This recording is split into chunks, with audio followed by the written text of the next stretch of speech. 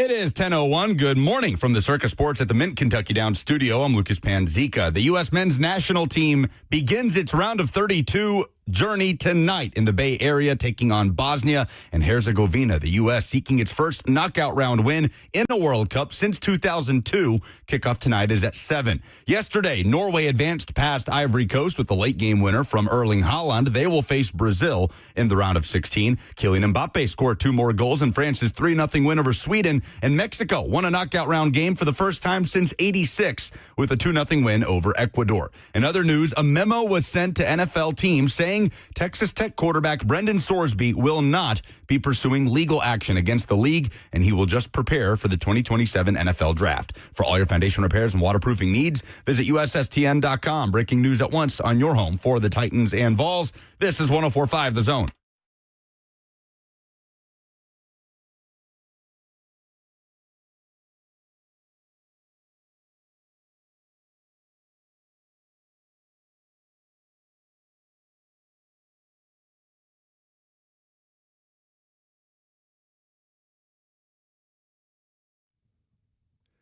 Good morning.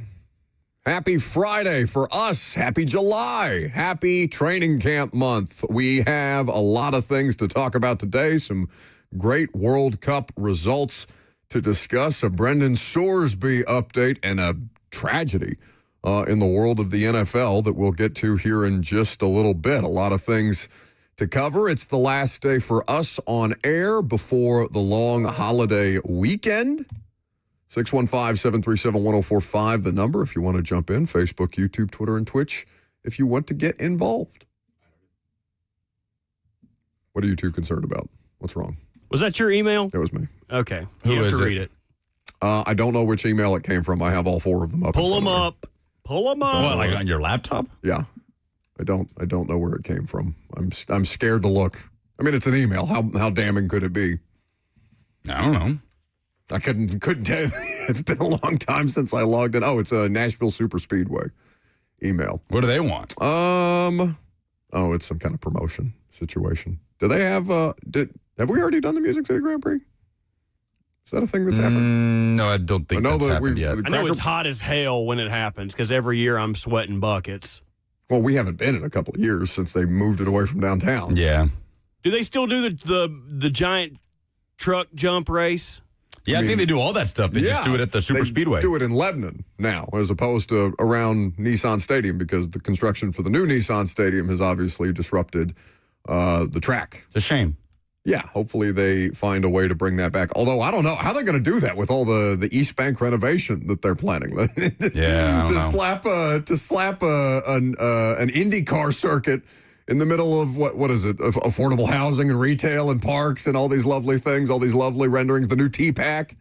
We're gonna have the Music City Grand Prix track running around T-Pack. They should let them drive through the ruins of old Nissan Stadium like a Twisted Metal level. Did you guys play Twisted Metal?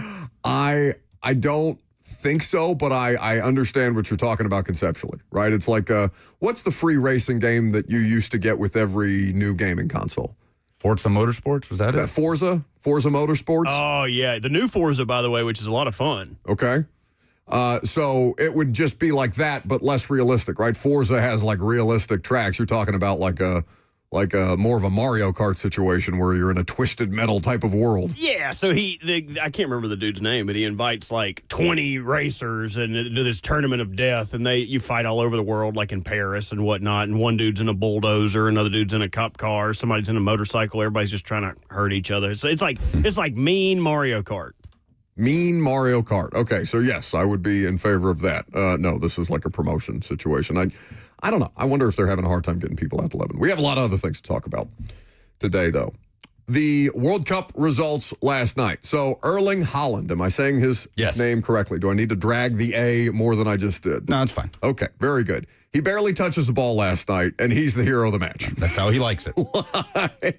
I mean, just unbelievable. So he now has 5 goals in 3 games for Norway at this World Cup alone. What are senior caps, Lucas? Caps are career appearances. Okay, so that's 53 appearances for him. For the senior national team, so not like U20 Norway team, U19, and so on. Okay, so he's had 53 appearances total. He's had 60 goals in those 53 appearances. Crazy. The dude is just a magician, and you saw it last night. Yeah, insane rate of goal scoring. The Golden Boot race in this World Cup is insane with Messi and Haaland and Mbappe and Vinny Jr. kind of lurking in the background with his 4 goals.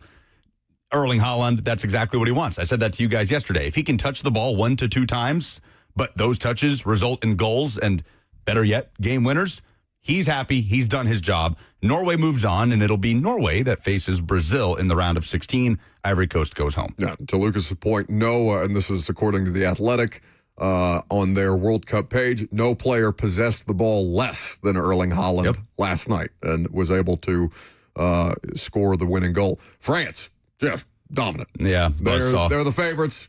It looks like they're going to continue to roll through. Mbappe was excellent again last night. I don't know what you say other than you pity anybody who gets in their way right now. Yeah, we're watching greatness. He's 27 years old, and the fact that he's on Messi's heels in all-time World Cup goals.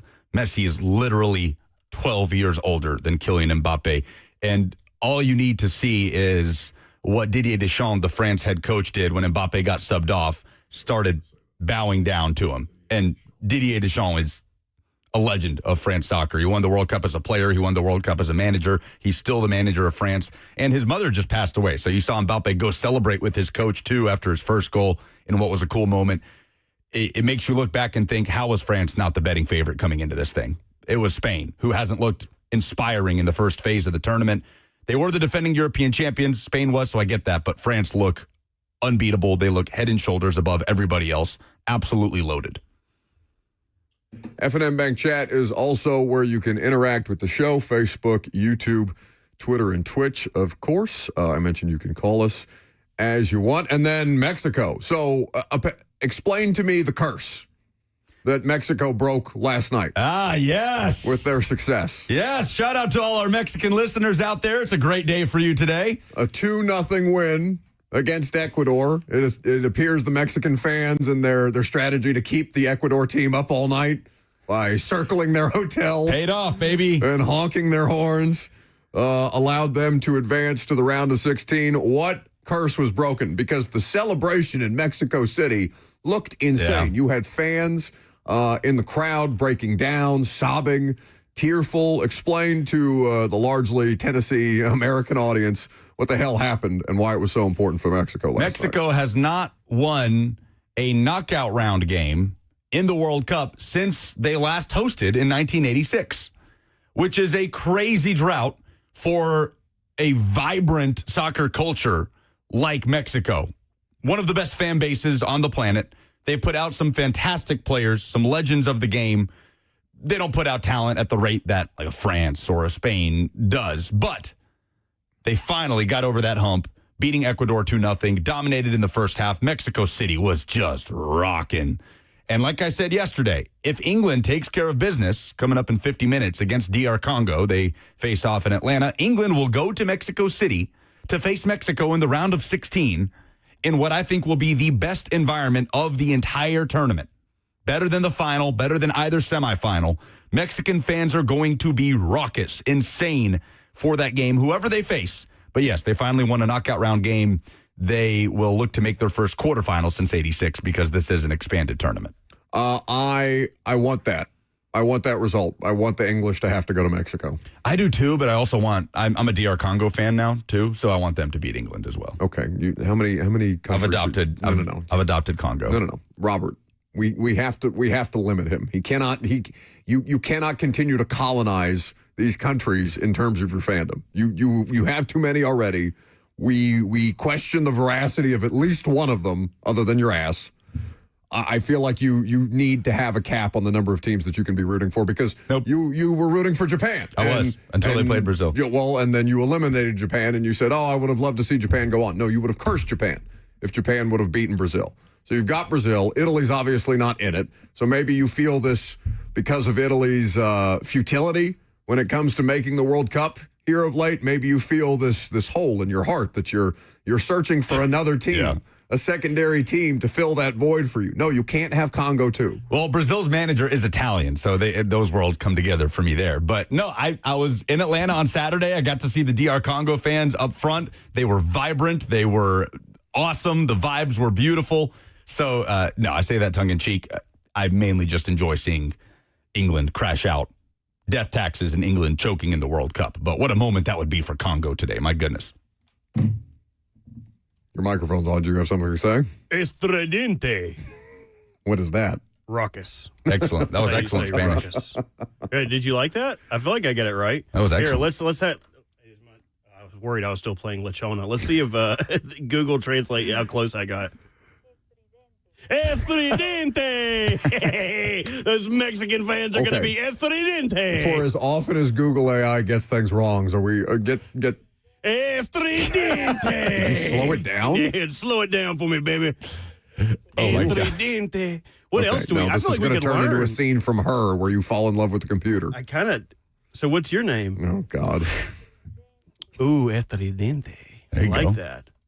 What other words do we? I feel like we should, if we're going to be behind the Mexican fans today, we should learn more words today. I like this.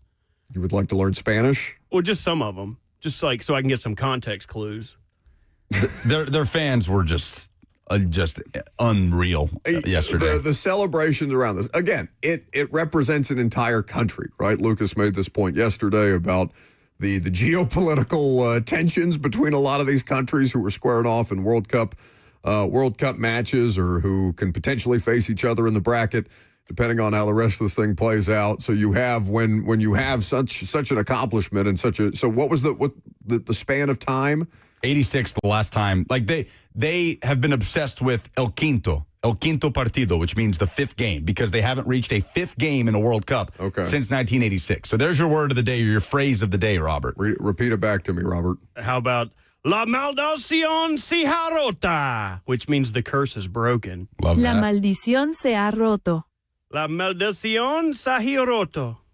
La maldición se ha roto. I'm just watching Robert's brain grow 3 sizes as we speak. My noggin, dude. Wait till I'm fully fluent and I go back to Cheyenne. I'm like, hola, señorita. You know, she's gonna love that. I could be like Nurse Jackie and just have it would be an improvement upon your regular tone with Cheyenne. I think if you said it in Spanish, it would at least come off a little, better. It's like, how do you say? Now, clean this woman. Hey, now. No. Don't do that. No. Limpia esto mure. Limpia a esta mujer. Okay, You all heard right. her. You Enough heard of her, that. Cheyenne. Enough of that. All right, see, we let him go too long. We let him have too much runway, and then he got sexist on us. Enough of that. we split the work. I'm cleaning too. Enough of that. We are, I will say, not supposed to want Mexico to succeed. They are our biggest rival. The United States and Mexico have had some great clashes over the years. I will say Mexico on the field can be very hateable. Their fans can be very hateable. Well, yeah, if they surrounded the team hotel and started honking their horns, I would hate them too. Yes, and my whole life as a U.S. men's national team fan, I have wanted nothing but failure for Mexican soccer and the national team. But I can't help but root for them in this tournament. And I don't know why. Maybe I'm getting caught up in the vibes of the World Cup. I want the U.S. to be the most successful host nation, but I couldn't help but smile seeing Canada have that moment over the weekend. And Mexico fans finally get that fifth game. No, see, Elmo got it wrong when he said in the NBA Finals, Elmo just hopes both teams have fun. Elmo should want all the teams in the World Cup to have fun, because that's how I feel about the World Cup this year. I just hope everybody has fun. I want both teams to win, How do you say Elmo in Spanish? except for Bosnia. I don't want Bosnia. No, we don't want them to have fun. And tonight. I don't want Australia to win. We can send Australia straight to hell again, because I want Elmo. Elmo. Elmo. Oh, how do you say Rocco? Okay. Rocco. You think? Does Google Translate trill her R's, Roll her trill her R's. C's, roll her R's? Roca. Roca. I had a more. I got to get this lady back to her home country. Okay, calm Gotta down. get her some home cooking. We're going. It was so Roca. you can, Roca. so you Come can on. tell her how to clean in Spanish. listen No, to it's me. already been problematic enough today. You know what? 15 minutes into the show, take your ass to the shadows. Go. No, Go we don't even have to do this now. anymore. Hold on. Go. Okay, one thing. Back to the I'll let her do it to me. De vuelta a las sombras. Shout out Mexico for that result yesterday. The pause, I don't know if it was worth the payoff, but Send him to the shadows. Also, we have a Brendan Sorsby update. Can this be the last one for a while? I would like for that to be the case. For his sake. Yeah. I mean, come on. Like, we are grateful for the conversation that it has provided us in what is otherwise a slow sports media time. But what is the latest on Brendan Sorsby? That he is withdrawing litigation, so he will not be suing the NFL. Brendan Sorsby says, I'll lay down my sword with 17 stab wounds in it. He's going to lock it in and prepare for the draft. The league actually sent a memo to all 32 teams saying, quote, we have confirmed with the NFLPA and Brendan Sorsby that there will be no further litigation regarding his entry into the NFL. Wonderful. And that instead, Mr. Sorsby will focus on his preparation for entry into the league. Sorsby put out a statement. Finally, we heard from the man himself saying, quote, I accept 100% responsibility for my actions. I add parenthetically, after exhausting every single possibility to not accept responsibility for my actions. I did not have control of my gambling problem, and it took getting caught for me to realize that. But it was truly the best thing that could have happened to me. Because of this, I have been able to get the help I need and fully focus on my recovery. He says the news about the supplemental draft doesn't change anything about his recovery journey. He'll take it one day at a time. He's fully committed to being the best version of himself while getting ready for the 2027 NFL draft. So finally, Sorsby did the thing he should have done from the beginning. Just shut up, take your lumps, understand you don't just get to walk back onto a football field while simultaneously wishing him the best and hoping he gets the help that he needs. He got close. I know. He got real close. I know. I think, it opened that initial ruling where it granted him a temporary injunction is it's still going to be one of the most shocking news stories of my lifetime, that he got that close to playing college football, getting his eligibility back for ballpark $5 million after having bet on games as a member of a program. It's crazy, man. One of the most ridiculous stories of my life, and he got damn close. The other thing to just kind of put in a news or a headlines kind of situation this morning, and it's a tragic story. We all know Calais Campbell. If you're an NFL football fan, if you're a college football fan, Calais Campbell has been in our lives for a long, long time. Now, nothing has happened to him individually, but this story out of Atlanta, WSB-TV News, has a tragic report on something that happened to Calais Campbell's family last night, Robert. Breaking news. Overnight, police charged a man for killing his own mother. Officers found her inside her Buckhead townhome.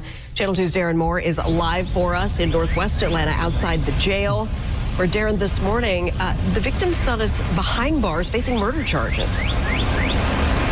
Yeah, and it was a welfare check that led police to the home. And as you said, the victim's son is here at the Fulton County Jail charged with murder. But this all happened Tuesday afternoon when Atlanta police showed up at a Buckhead townhome on Roswell Road on a welfare check. Officers found a 71-year-old woman dead inside. Investigators charged her son, Kiari Campbell, in connection to her death. Now, police didn't say how she died, but collected enough evidence to charge the victim's son with murder. We're trying to determine the exact details of what transpired in the time frame. So the neighbors have been helpful. We've been able to locate some valuable information. And family members told police Campbell has a history of mental illness. He's also the brother of former Atlanta Falcons defensive end Calais Campbell. Now, police said they did show up at the victim's townhome back in April, but I'll have that part of the story coming up in the next half hour. In Northwest Atlanta, Darren Moore, Channel 2 Action News this morning. Darren, thank you. And ESPN received this statement from the Campbell family that reads in part, quote, "We're devastated to share that the Campbell family has lost its matriarch, Mrs. Natiel Campbell. We ask for privacy at this time so that we may honor her and share in our overwhelming grief privately and as a family." Just an unbelievable, awful situation. Just insane. Unthinkable. So, of course, thinking about Calais Campbell and the remainder of his family today, it sounds like he has multiple siblings.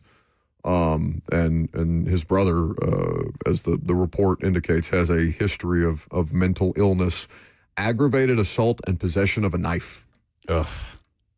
So the full details have not yet been released, but just a tragic thing that the statement released last night, and then the news reporting was as of this morning out of Atlanta. So thinking about Calais Campbell and his family today.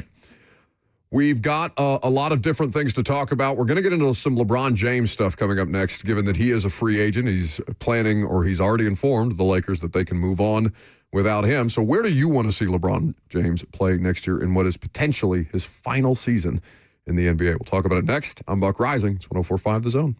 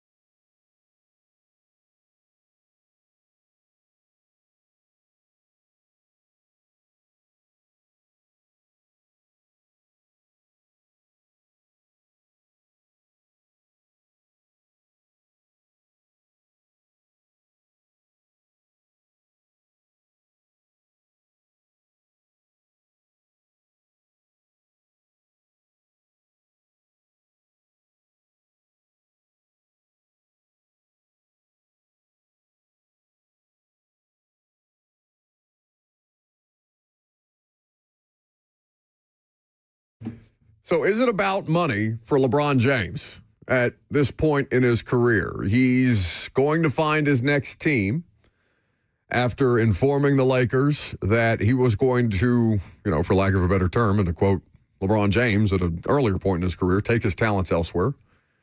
And so he leaves the Lakers having won a championship for them and having spent the most consecutive time with one team in his career in Los Angeles, which we talked about yesterday when the news came down, was pretty surprising. But you break the two Cleveland stints up over two different time periods. Miami, he wasn't there nearly as long, though we talk about his time with the Heat and all the attention with him and Dwayne Wade and Chris Bosh, the Heatles, not 5, not 6, not 7 championships, all that. Like, what jersey will you remember when you, in 10 years, while LeBron is playing for the Wizards, what jersey, when you think about LeBron James, will you picture? I think 6. 6. Oh, sorry, not number, but team. Because he's had 6 and 23. So Miami then. Yeah.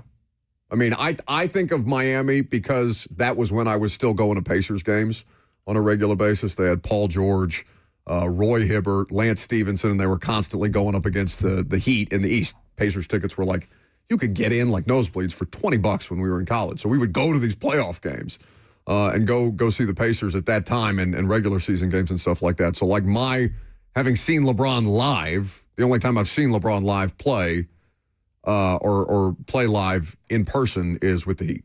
Robert, what about you? Probably the Cavs, honestly.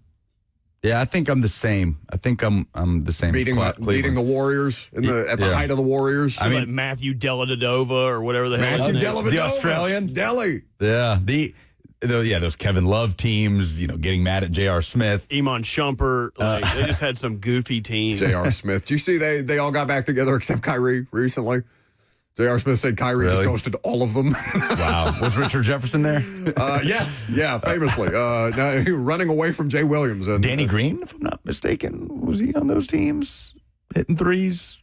He was on the Raptors at one point, and then he got traded in the Kawhi trade to the Spurs. I don't know why Danny Green in my memory is a member of the Spurs. Never mind. Yeah, he was a Cav in like 23, and he started his career in Cleveland. But you think about it, those are, for me, non-NBA diehard, but probably the two now of the three, because the Knicks finals have to be in there. But if I'm listing out the three most iconic NBA finals of my lifetime, it's that Heat Spurs series, Ray Allen's corner three. Oh, it's such a sick shot. Yeah, the LeBron Cavs 3-1 comeback series against the Warriors with the chase down block, and it's what we just saw with Knicks Spurs. Yeah. The three most iconic NBA finals. So two of those have LeBron for two different teams. So it's hard. It's kind of between Miami and Cleveland. But I definitely won't remember him when I picture him in a Laker uniform, even though that's where he spent the most consecutive time. They had some success, right? They won the bubble championship against the bubble Heat, right? And Jimmy Butler doing everything in his power to try and outlast that Lakers team, and just they didn't have nearly enough, and the Lakers took it pretty comfortably. As far as LeBron, they missed. So he got there in 18 and 19. So Lonzo Ball was one of his first Lakers teammates. Oh, wow. Remember, because LeBron did the thing where he was trying to emulate Lonzo's weird shot and how he takes it around the world style, the way that he shoots it. So in 18 and 19, they missed the playoffs. They were 37 and 45. They won the title the next year because they traded for Anthony Davis, and they were in the bubble. Lost in the first round in 20 and 21. Missed the playoffs the following season. Then lost in the Western Conference Finals, and that was the team, I think, with Rui Hachimura, if I remember correctly. Lost in the first round the following year. Lost in the first round in 24 and 25, and then lost in the Western Conference semifinals in his final season in LA. So, they were regularly in the playoffs, but it wasn't, I don't know, you kind of just became numb to it. And also, I think, you guys tell me if you feel differently about this, I think him simply playing on the West Coast, you saw him less. Yeah, definitely saw him less. These NBA, especially the West Coast NBA games, they start 9 o'clock Central Time. If you're in the Eastern Time Zone, you're watching LeBron highlights on SportsCenter, and that's about it. Or you're seeing it the next day on social media or whatever. He's in the locker room or whatever bald meme is making the rounds about LeBron or wine or International Women's Day, right? So I think that his visibility, even though he was in Los Angeles and playing for one of the most famous franchises that we have, if you were watching NBA basketball during the regular season, you're just not seeing LeBron as much. Yeah, that's fair. For me, he's getting ready to play his 24th season. And so there's a number of teams. We talked about it yesterday. Robert, the Kalshi odds were very much in favor of the Warriors. The reporting lately has been that the Warriors are planning to pursue both him and Anthony Davis. They would have to trade Jimmy Butler, who's coming off an ACL tear. How they're going to do that, we'll see. Then Cleveland and Miami were also listed as distant second and third. I don't remember if that was the correct order. If Miami had the longest odds of the three, Cleveland second in that, on Kalshi at least. But those were the three teams that were listed most. I saw also a report that the Timberwolves were planning on reaching out to LeBron James. That was reported by The Athletic this morning. The Minnesota Timberwolves, they're talking about how little money they have to spend, but they're trying to find ways to at least take a shot at LeBron James in free agency.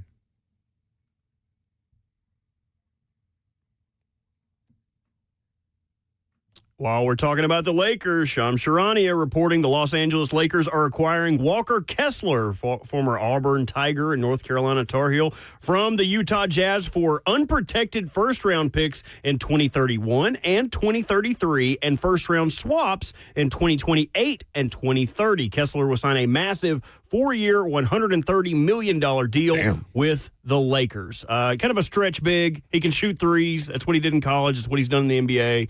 And so the Lakers are finding a way to use that money that they did not spend on LeBron. While we're talking about Shams' breaking news, let's go to Shams on SportsCenter yesterday talking about LeBron's decision to leave Los Angeles, if it in fact was solely LeBron's decision. This is strange, doing this from across the pond, but the news, it certainly demands it. What more can you tell us about how LeBron came to the decision that he wants to play again, but it won't be with L.A.? I think LeBron James made the decision on Tuesday here that he will enter free agency, but not only that, he has decided to leave the Los Angeles Lakers.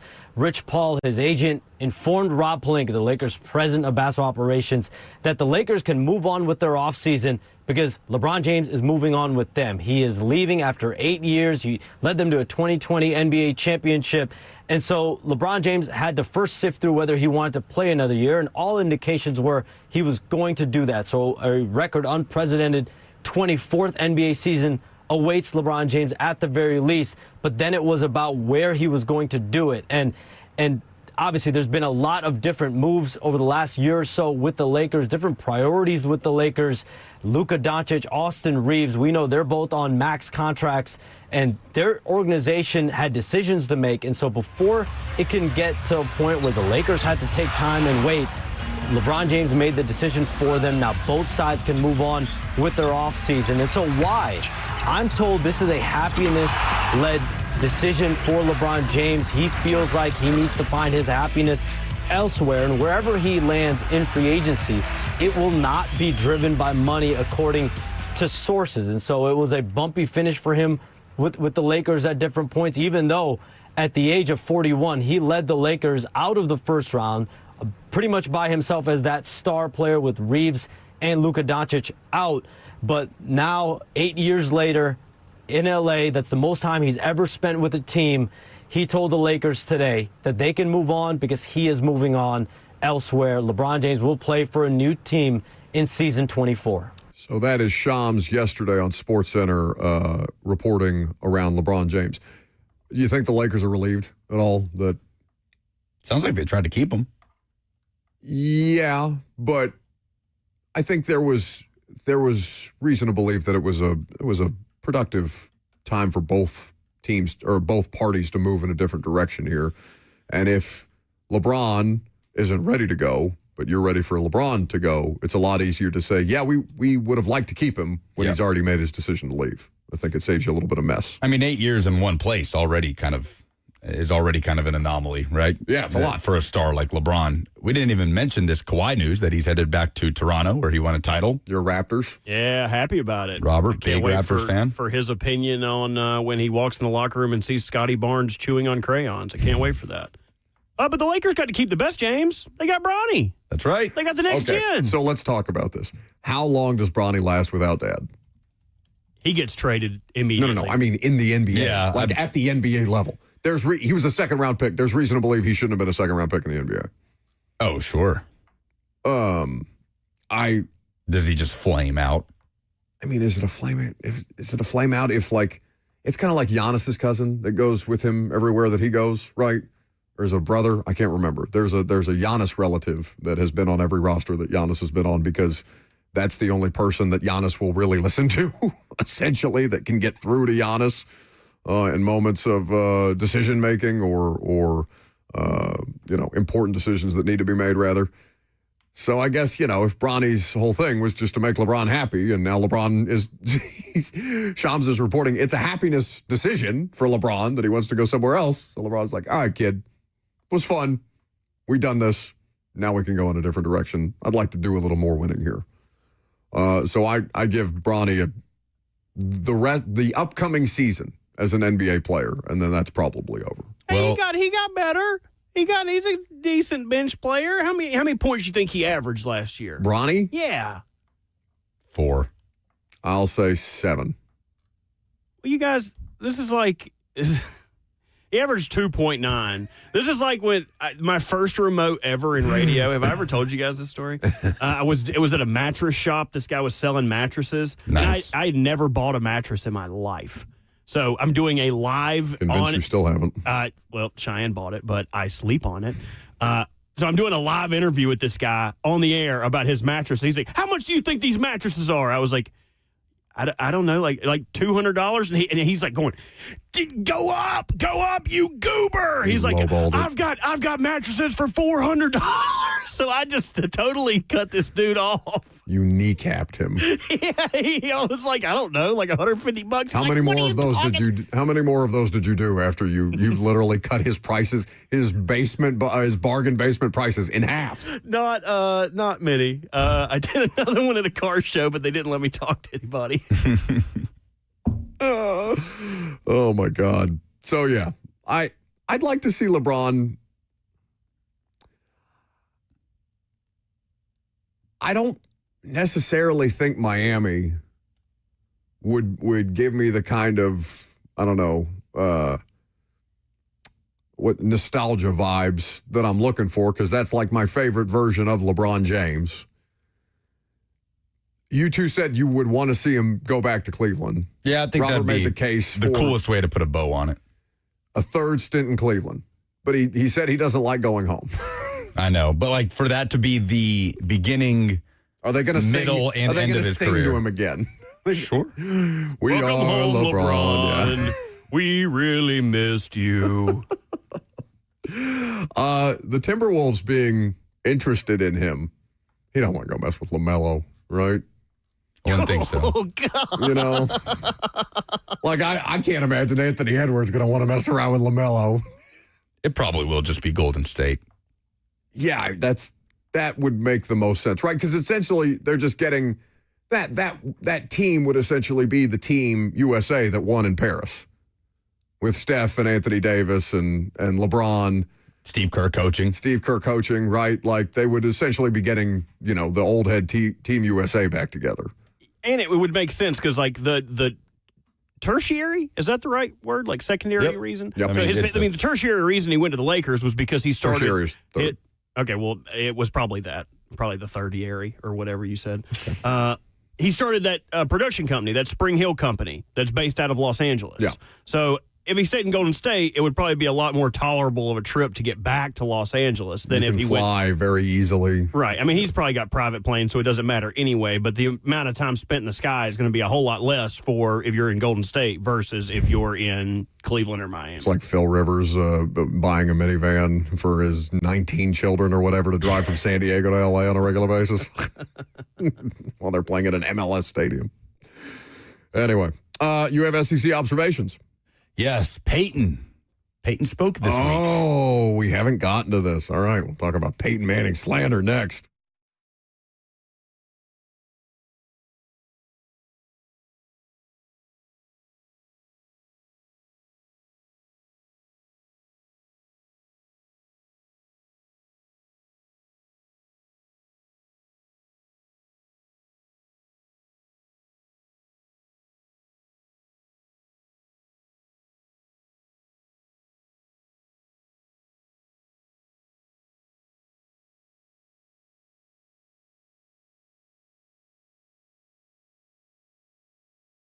It's hot as hell outside. The last thing that I want or that you want is your AC to go out at this time of year. But if it does, Hiller Plumbing, Heating, Cooling, and Electrical is who I'll call, and it's who you should call as well.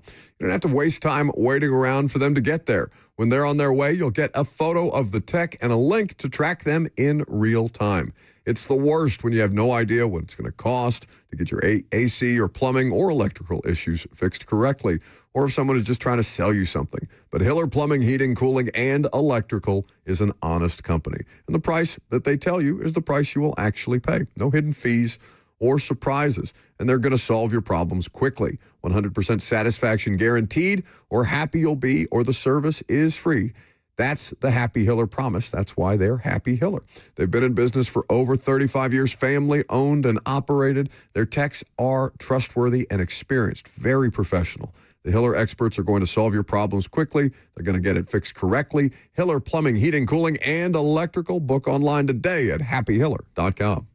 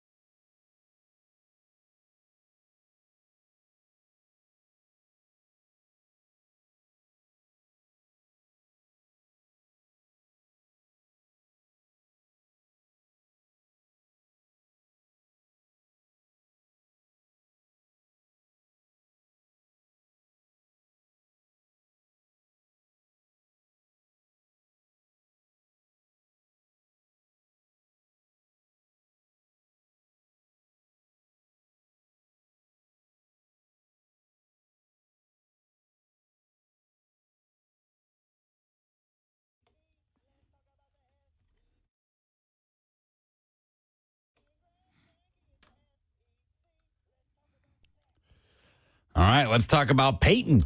Peyton Manning, whose Manning Passing Academy, I think, is still happening as we speak. It was definitely going on the last couple of weeks. VFL or VFL now after these.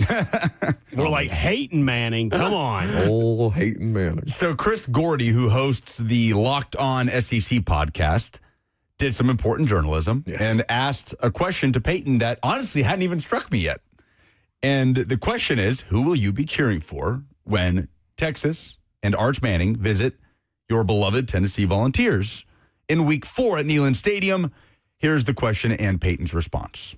Peyton, Texas going to Knoxville this year. What's that week going to be like in the family group chat? Yeah, we don't really touch those topics in our family group chat. And so I was asking, one of the kids was asking me earlier, who I was going to go for, and I said, well, who do you think? And of course, he said, that he would go for his school over his relative. And I went, well, you and I are different. Right. You and I are wired differently. That, nothing's more important than your family. But obviously, it's going to be a huge SEC game. My dad dealt with it when I was in college when Tennessee played Ole Miss. And, look, I love my university, my alma mater, and pull for them unconditionally. But nothing's more important to me than my family. And when you have a nephew playing, I pull very hard for him every single Saturday. So that's pretty much a no-brainer that you're pulling for your nephew to play well. But like I said, everybody knows pretty strongly where my loyalties lie on all other Saturdays. The University of Tennessee. So there you have it. Traitor. Traitor. No, I think if you read between the lines, it's pretty easy to see what he's saying. He hopes Arch has a great game and Tennessee wins. It's easy. They are going to take Peyton Manning plush dolls like Elmo down the streets of Knoxville. They're going to decapitate the plush dolls. They're going to mount Peyton's plush head on a spike and trot it down the street when Texas comes to town. I mean, we're not going to do this, right? Like, and to be Who's fair, we? I have not seen with my eyes. I'm not saying there hasn't been any, but I have not seen outrage from Tennessee fans. How dare Peyton say he's going to root for his nephew? We need to find the Twitter account message board geniuses, because if it exists, they've found it. It's in there. You haven't talked to Joseph or Jackson. That's true. This is how they feel about it. Traidor. Genuinely, I do want to hear, because Joseph is the most BVS suffered fan. Like, Joseph is the most doom and gloom Vols fan I've ever met. I feel like I hear from Joseph entirely too much. I'm genuinely curious what Joseph thinks about that. But, we're not going to do this, right? We're not going to vilify probably the greatest player in Tennessee football history and the best ambassador for the university for wanting his brother's son to succeed. They're going to show him on the Jumbotron in a game? Is he going to get booed? I think Peyton. Oh, my God. He's going to be wearing Texas gear. Stuff? If he's in Neyland? See, someone should have asked him who the real UT is, and that would be your defining question. Well, I think he would say Tennessee in that instance. You would hope so, but do we know? We don't know. I'm telling you. Traidor. I bet we don't see Peyton. I bet he makes it really hard to be found in that game. Peyton's not going to be pacing up and down the sideline wearing Texas gear like Matthew McConaughey. You know what I mean? Peyton, he's down in front with McConaughey. They're doing a swag surf together. He's got boots, the boots on, the whole leather cowboy shirt thing going. No, I think Peyton is going to do the classy thing here and make this about Arch in Tennessee, not about Peyton and who he's rooting for. I think the last thing he wants is to be the center of attention when his nephew has a hugely important SEC game at Neyland Stadium. Oh, the best comment I've seen so far, Duck Falling, where you can interact in the F&M Bank chat, Facebook, YouTube, Twitter, and Twitch. He writes, Peyton should have said he's rooting for UT and leave it ambiguous. No, I respect Peyton saying it's family. What are we talking about here? It's family. That's what comes first. So I don't. Mad respect for that. Traitor. Charlie Burris had me on the A to Z Sports. If anybody's going to do it, it's Charlie. So, yes. So he had me on, but he took it so much further. He had me on the A to Z Vols podcast. Go check it out. We talked about a few things. Yeah. But he took it to Peyton's son, Marshall, who's currently a son at Baylor School in Chattanooga. He's a quarterback, or currently a freshman, I should say, at Baylor School in Chattanooga. He's a quarterback. And Charlie brought up, what happens when Marshall has a college decision? Guys, we're not going to really get mad at Peyton if Marshall doesn't go to Tennessee, right? Right? Oh, there's no way. If Marshall is indeed... How can you be a member of that fan base? And listen, I think they get a little bit of a bad rap. I don't think they're as heinous as some people make them out to be. I think that is a stereotype that is easy to place at the feet of Tennessee fans because of how Shiano Sunday went down, okay? Because you've never seen anything like that in your life, all right? At least not in my sports lifetime. It's absurd what Tennessee fans, not absurd, I understand it, but the thing that happened, that they basically orchestrated a coup to get a coach removed from power because they didn't like the situation that they were being handed. I think that they do get typecast sometimes. I think they are also insane. For sure. If you think that there will not be at least a loud minority of people who express some level of displeasure with Peyton Manning, should Marshall Manning choose any university but the University of Tennessee, I think you're kidding yourself. Traidor. You're probably right. I like what Larry said in the FNN Big Chat. Look at the way that tickles you when you... Traidor. Traidora. Larry's mama. Larry says Peyton should pull a Rob Lowe, show up in an NCAA hat, or like if he were he's wearing an SEC hat. Yeah. The chat is good today, man. Yeah, it's good stuff. But well done. No, Peyton will do the right thing here and want success for his nephew. And the very next week, he will be back in full force rooting for the Vols. But if Marshall, Peyton's son, is indeed a sought-after quarterback prospect, Peyton is going to do the same for Marshall that Archie did for Peyton, and that's let him make his own decision. And Archie did get flack for that, but Archie is no less of an Ole Miss legend because Peyton played at Tennessee. Now, it helps that Eli, after Peyton, went to Ole They Miss. got one, yeah. Yeah, and the Manning legacy came back to Oxford. All right, you can have Eli. You can have Eli. You'll be fine. Yeah. But like a lot. Did y'all ever watch that documentary on the Mannings? Oh yeah, yeah, like that. I mean, it's been a long time since I have. It's the Book of Manning. It's called the Book of Manning. It was a big topic. Like Archie got a lot of criticism because his son didn't go to Ole Miss. Sure, but it's easier, I think, and not that this would impact Peyton, because I don't think you could impact Peyton this way. But the thing that Archie did not have to deal with during social that media. time, social media. Yeah, I mean Peyton's not on social media, so I don't think. Peyton has at least people running his social media channels. I don't think Peyton Manning's ignorant. I'm sure there are people that bring Peyton Manning the things that are being written about Peyton Manning on a regular basis. How many followers do you think Peyton Manning has on Instagram or on Twitter? Oh, I don't know. None, because he doesn't have a Twitter account. But he's got an Instagram. Does he have an Instagram? Yeah. Okay. Yeah, he's on Instagram for sure. But is he on Instagram? Like, Peyton doesn't strike me as a scroller. I don't know. As a doom scroller. Lucas, you understand that people in these situations have PR teams around him who will bring him on it, bring him with his coffee, you're right. daily write-ups of all the things that are being said about Peyton Manning on the internet. Yeah, he's going to be getting calls. Hey, Vols XX69 said on Twitter this, Peyton, and then 2 minutes later, another call. All right, so here is Big Orange 83. I don't know, man. I do think Message board genius. Yeah, I do think he's able. I don't think that stuff will affect him. No, I don't think so, but I'm just saying it is a thing. Social media is a thing now that does put undue pressure, whether it affects the principal parties at all. Bustin' Diamond said make him the guest picker that week on game day. He would turn that down so fast. There's no way, dude. No way. Oh, would he? I don't think he would. They got to get the dad. They got to get Arch on there. I think he would get up. I think he would get up there, and I think it would be a layup. He'd pick Texas, and then the crowd would go crazy. It's in Knoxville. Yeah, that's what I'm saying. Like, I think he could do it. They couldn't. If they booed Peyton Manning, yeah, that would be crazy television. That would be on them. That wouldn't be on him. I just don't think he would put himself in that position to have the attention on him. And who does Peyton want to win? I just doubt it. So we'll see. But that was a funny thing this week. Also today, a quick aside, is officially day one of Tennessee's new 10-year partnership with Adidas. So over the course of the next couple weeks, we'll start to see concepts and uniforms roll out.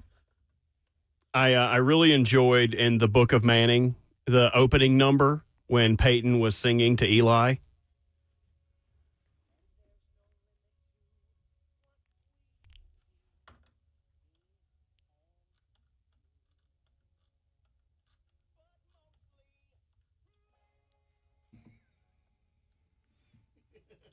Shout out Book of Mormon. My favorite song. Book of Manning. Book of Manning. It's good stuff. So good. Oh, what's Elder what? What's my guy's name? Elder Price. Elder Price. Elder Price, Mostly Me. That was really good. I find myself going back and listening to that Mostly Me song every once in a while since we saw it. Delightful. 615-737-1045 is the number. You need that number because you can win what, Robert? If you call in and tell us the dumbest thing in sports this week. Is there anything? It's a Wednesday that's technically a Friday because it's the July 4th long weekend holiday. What is in the prize bucket? Did anybody remember to fill it? Oh, boy. Is it an exceptional prize? A prize of all prize. A prize that everyone... Oh, come on. In the wrong daggum part of... Come on, dadgummit. You're looking at the wrong prize? No, I'm looking What's at the wrong prize that you were looking at? I'm on the wrong side of V Creative. I'm seeing all the ads. But hold on, let me go back to stretching. It is a prize of all prize, a prize that anyone that clamors for prizes would be prized to be awarded to. A prize that stands head and shoulders above all others. Thomas Rhett and Neil Horan really built that up. Thomas Rhett and Neil Horan will be at Geodis Park July 9th. You can get 2 tickets. Why are you going to do that to Thomas Rhett? Again, we project our musical preferences onto the audience. Thomas Rhett is a huge star. A lot of people want the tickets. No, wait. Thomas Rhett is a huge star. Thomas Rhett is a massive country music star. What is the Instagram following? Pull it right now. Pull it right now. All right, what's your guess? I'm going to guess under 1 million for Thomas Rhett. Well, yeah, but there's women that go to my gym that have 1 million followers on Instagram. Okay, he's got 5 million Instagram followers. Does he really? He's got more than Peyton. Peyton has 1 million. Traidor. Okay. Huge star. All right. What about Neil Horan, though? What about Neil? He might have more. Probably has more. I'm talking about One Direction, He was in One Direction. 32.5. 32.5 million? They're huge stars. This is the prize of all prizes. As I said previously, 2 tickets to see the massive mega stars, Thomas Rhett and Niall Horan at Geodis Park July 9th. And all you got to do is tell us what the dumbest thing in sport is. 615-737-1045. We'll give away those tickets to whoever gives us the dumbest thing in sports this week, coming up next.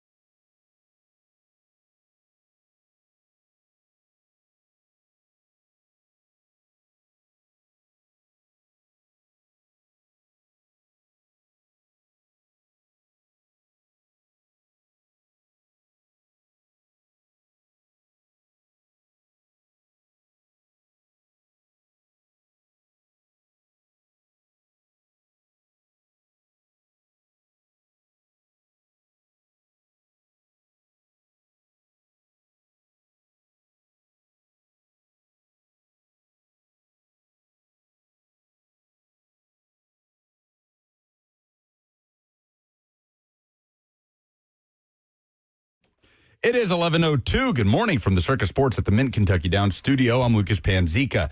The U.S. men's national team starts its knockout round journey tonight in the Bay Area. They face Bosnia and Herzegovina. The U.S. seeking its first win in a knockout round in a World Cup since 2002. Kickoff tonight is at 7. The action is picking up now. England and DR Congo have kicked off in Atlanta 2.5 minutes in. In other news, a memo was sent to NFL teams yesterday saying Texas Tech quarterback Brendan Sorsby will not be pursuing legal action against the league, and he will just prepare for the 2027 NFL Draft. For all your foundation repairs and waterproofing needs, visit USSTN.com. Breaking news at once on your home for the Titans and Vols. This is 104.5 The Zone.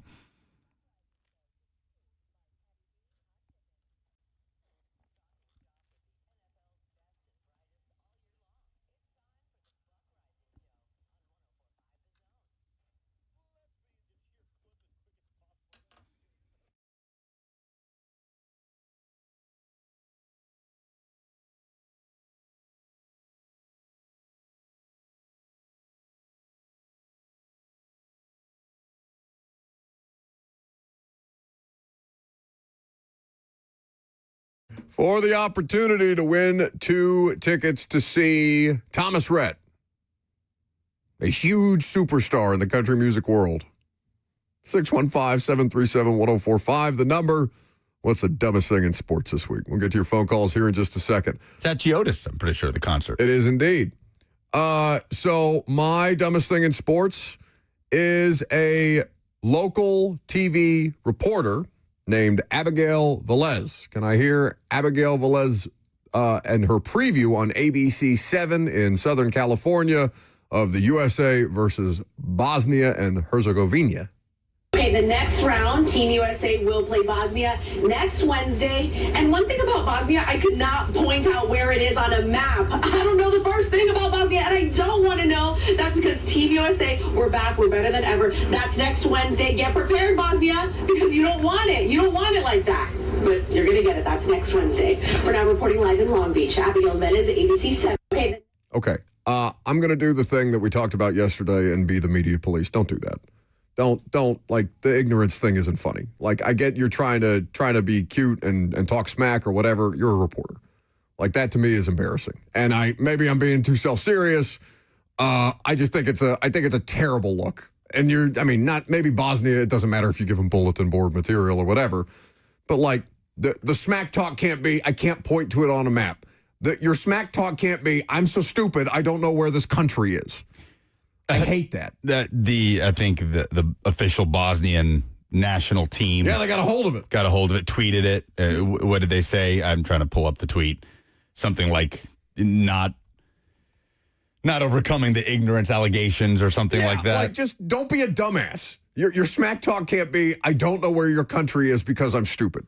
I know I'm being too harsh. I'm coming down on this extra hard because I think people should have a greater level of professionalism if you're going to be a reporter. I thought that was garbage. She came out and apologized. She got just attacked. Yeah, and on I don't wish media. for that, right? I'm not saying that people should go after her on social media the way that they do, but I agree with you. It was not professional, but largely I thought it was a relatively harmless comment. Just like, she's just having fun talking trash. And for what it's worth, like, I bet the majority of the world wouldn't be able to point out Bosnia and Herzegovina on a map. No, the way they would England or Brazil. That just doesn't mean you get out there, you pound your chest and you say, I don't know where your country is. Yeah. Okay, well, you're stupid. Yeah, I get it. And I mean, the Bosnia players are answering questions about it. Things like that. I mean, it's been an interesting discourse leading into this game. Could you see Steve Lehman cutting a promo on Bosnia and Herzegovina that way? No. Yeah, it certainly was not the most. Pull it off with the flair that she did. Steve, have you seen the way Steve dresses? No, Nobody got better flair than Steve. Maybe Tehran. He couldn't pull it off like she did. Oh, Congo! Yeah! Congo! 6.5 minutes in. Let's go! They've taken the lead.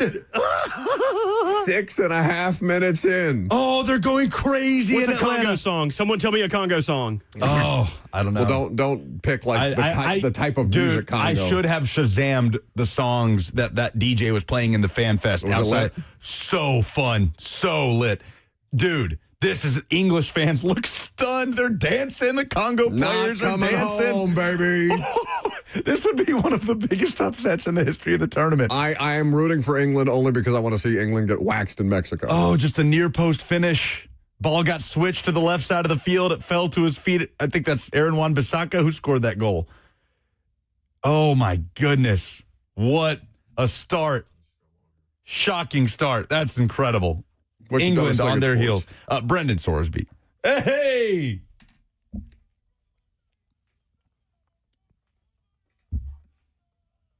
Oh, that's what I'm talking about. Okay.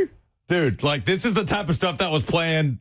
This is a vibe. Out front of a stadium. Oh, like thousands of people dancing. It was indescribable. That's awesome. Oh, unbelievable. Brendan Sorsby, because it took this long. It took weeks for somebody to finally get Brendan Sorsby to say anything about accountability. Like, say the word accountable or responsibility. Well, it's the only time he put it. Like he himself produced a statement, yes. right? Yeah. Since the initial announcement that he'd be going into rehab. So just the fact that it took this long, man, like you saying I accept responsibility for my actions, it rings a little hollow once you spent a month, however long it was, looking for every possible way to not have to take accountability for your actions and get to do the thing you want to do anyway. So Sorsby's going to have to face the music at the combine, man, and the whole pre-draft process. The combine. Yeah, think about that media appearance. appearance. Is going to be just a feeding frenzy. Yeah, that's you why. Wait till I'm in front of that podium being Big J Burt. Big J Burt is going. Hey, what was your to- favorite sport to bet on? Did you ever bet on WWE? He has to be made available, right? Has to. I mean, Has to. unless it's like God forbid, like Jalen Carter got yanked 10 minutes before he was supposed to appear at the podium because he was involved in a car crash that two people lost their lives in, right? That there are circumstances in which maybe he would not be available. But if it's just this, they have to trot him out there. Dude, this is why I loved this decision by the NFL. Instead of letting him into the supplemental draft and suspending him. No. I was stunned. I really was stunned. Make him go do the thing that every other quarterback prospect. Why would he get to skip that process that other quarterback prospects have to go through of talking to the world about it, talking to the media, talking to teams? That process would be neutered if he went into the supplemental draft. Yes, he would still have to sit down with teams and answer for it, but not the way you do with the rounds you have to make, the grinding process that is the lead up to the draft. So I loved the move from the NFL, and I hope Brendan Sorsby does exactly what people have been asking him to do. It's, dude, just chill out, sit on the sideline, train, and prepare for how you're going to approach the pre-draft process. Robert? Before I get to mine, the Lakers are out here acting like the ex that could not wait to get back into the single pool. We already talked about That's their what trade I'm saying, Lucas. for Walker Kessler. They have signed 3 more free agents since our last update. 4-year, $52 million for Sandro Mamakalushvili. I don't know who that is, but they also signed Quentin Grimes to a 4-year, $60 million deal and Colin Sexton to a 2-year, $19 million deal. Colin Sexton has not had the career that I thought he was going to have. He really fell off after the Cavs time. He was so awesome in that year at Alabama. Yeah. My dumbest thing in sports, were you guys aware of the baseball game where the dog got fed a hot dog and the other dog was like looking at it really sad? So they had like a bark in the park night, and a couple had their dog and was feeding their dog a hot dog. And the camera angle of the dog that is eating the hot dog has another dog looking, I don't know, maybe like 5 or 6 seats over with its owner, longingly at the couple who is feeding their dog a hot dog while the other dog has to watch. My dream date. Cute. And he knows that. So they found this dog, and they have invited him back to the park so he can eat as many. What are we doing? What are we doing? That dog does not remember that moment. Everybody's, it's such a viral social media moment. We got to bring this dog back so we can feed him 17 hot dogs and blow his gut up.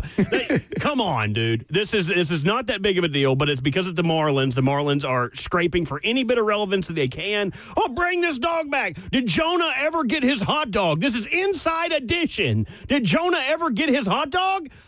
Yes, he did. He fed it a hot dog. Okay, good. We're done. Don't have to bring it back. Marlins were talking about making it their mascot for the day. Stop it. Stop it. No, I want a Get hot some dog. help. I want a hot dog, too, especially after we had to do those interviews before. It's like, do you want a burger or a hot dog? I want both. 4th of July week. Don't make me pick. It's hot dog week. Although that is this week. Joey Chestnut on Saturday. they're putting it on ABC. It's being simulcast on ABC. I wonder what this time. year. This is his return, Yeah. by the way. If you'll remember, he was banned last year Well, I for think that's participation. why they're putting it on the major networks. So he is coming back to reclaim his title that he lost last year because they did not allow him to come on because he participated in a rival hot dog eating competition. Or I think he was sponsored by someone that wasn't Nathan's. And It was like a vegan hot dog company. That's right. And they're like, oh, nope, you're not sponsored by Nathan's, then you're not Disgraceful. participating. I mean, that must be like the PED's version of the competitive eating world. Joey's return. That'll be fun. I watch it every single year. It is disgusting, and I love it. It's good television. I wish we did more eating competitions like that were televised. Obviously, you can see them on YouTube or whatever, but I want it to be a big deal. Big guys need their like opportunities. a World Cup for eating. I would love that. Oh, I would love that. You would have like sumo surely wrestlers. That exists, right? Let me find I don't think the rest of the world appreciates that competitive eating the way the U.S. does. It's just funny to be in Europe and like to go to a, like let's say a German restaurant or a Spanish restaurant when I was over there. And then to see the way that they portray American food, like with McDonald's and Dunkin' and stuff like that, because these are now international brands, Starbucks. And like the Mick Extreme, and it's just a bacon cheeseburger. There is no international World Cup of eating competition. Ooh, Robert. You can start something like the enhanced games. You can do something here. The dog thing might have worked because apparently the Marlins are red hot. They're like 17-5 in the last month. I don't give a rip. One, I don't care about baseball. And two, I definitely don't care about that dog. Y'all act like he didn't eat a hot dog there. Also, the dog, like, that can't be good for the dog, right? Yeah, I'm not going to pretend to know what's good for dogs because I had a black lab named Ruger, lived to be 20 years old. He was 20? She was 20, and we put bacon grease on her food because my dad said it helped make her coat shiny. She literally lived off table scraps, bacon grease, and kibble for 20 years. So I don't know what's good for dogs. I have no clue. I feel like Case hot could make dogs it to 20. Hot dogs, man. Well, Case just had his 16th. Sweet 16. 97th human birthday. Did you also wish your lovely fiance a happy birthday at the dog's birthday party? She got her. Yeah. Happy she got birthday, her birthday Megan. flowers. Don't worry. Yeah. 615-737-1045 for the opportunity to win some Thomas Rhett tickets to the upcoming concert at Geodis Park. What's the dumbest thing in sports this week? Let's start with John. Hey, guys. Hey. So my dumbest thing in sports is definitely going to go to Manny Acho saying that the WNBA is better off without Caitlin Clark. She's a distraction more than she is an additive to the league. I get she's not the best player in the league, but she is the sole focus of a lot of eyeballs for the WNBA. That's true. I appreciate the call. We talked about that story yesterday. Not Acho. Well, I mean, we did talk about Acho. Acho being a dumbass. The quote that was the dumbest from it was, all right, you got the eyeballs on us. We can take it from here. We don't need you anymore. We can take it from here. I don't want to play with you anymore. Like, that's just ridiculous. Oh, my God. Gary is next.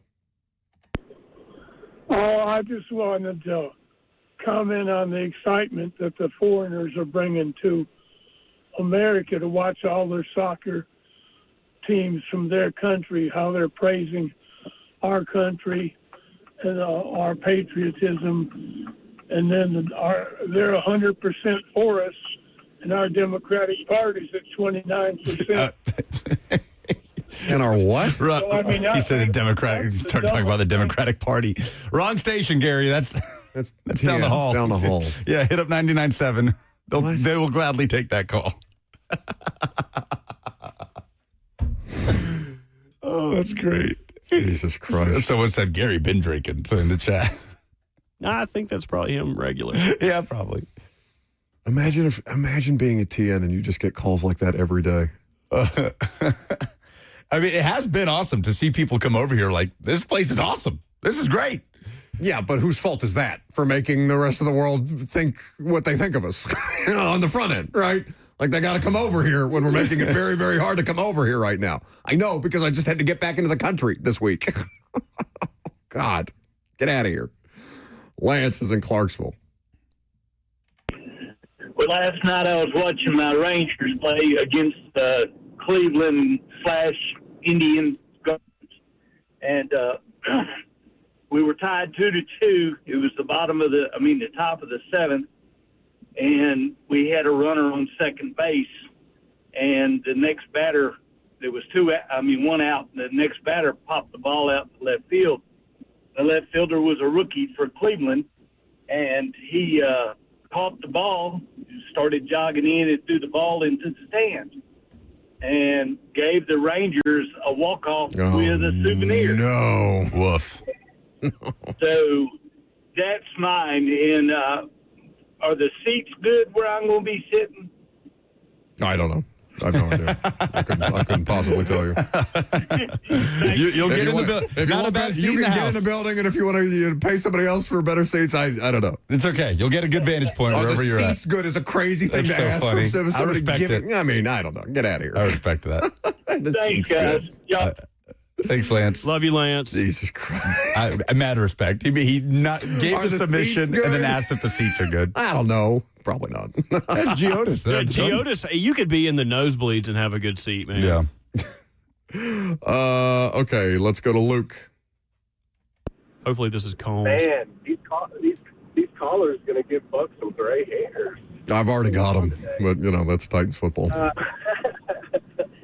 right, so I know y'all talked about it, but it's funny and it's sad because that's kind of where sports coverage and journalism is. But, the body cam video of Diana Rossetti from the officer, pulls her over. She shows some text with Coach O'Connell, and he loves it. But it's funny because she basically just says her quarterback sucks right to his face. And then, of course, the controversy with, well, did she lie or this or that? So I do feel for her because of all the scrutiny she's under now. But it is funny and it is entertaining at the same time, I guess. And that's my submission. That's the dumbest thing in sports. It can both be, the entire situation is more sad than it is funny at this point. But, I mean, she just completely forgot that the police officers wear body cams, right? Also, how the hell did the New York Times, did you guys talk? I mean, probably not while I was gone. The New York Times, did they announce their investigation into her reporting? They published their reporting, like 2 New York Times journalists went through. How the hell did they not have the body cam footage? Some guy on the internet found the body cam footage. Like, what are we doing? Yeah. The New York Times looks so stupid in the middle of all of this, and Diana has made mistakes here, obviously. The New York Times looks ridiculous. One, coming to her immediate defense without vetting what the hell was going on, the way that the initial situation went. Two, producing this report that didn't have as many details as some dude on the internet was able to find about stuff that she did that was untoward as a part of her journalistic integrity. Yeah, just get out of here. Anyway, it's a good submission by Luke. Jeremy. Well, Lucas already took mine, but I was going to say Brandon Shores' view with everything going on. It's not the dumbest thing this week. It's the dumbest thing for the whole month. And for him to backtrack and be like, okay, I guess I'm going to go into the 2027 draft. Get out of here. They shouldn't even let him in. Yeah. Thank you for the call. John with Emmanuel Acho? Yeah? Yeah. Yeah. It's pretty dumb. Just anything that discourages the behavior of Emmanuel Acho, although, I don't know, everybody's talking about it, so I guess it accomplishes the goal that he wants, which I hate. 615-737-1045, the number, should the Lakers retire LeBron's number? And also, a very, very bizarre story from the world of sports media we'll get to coming up next.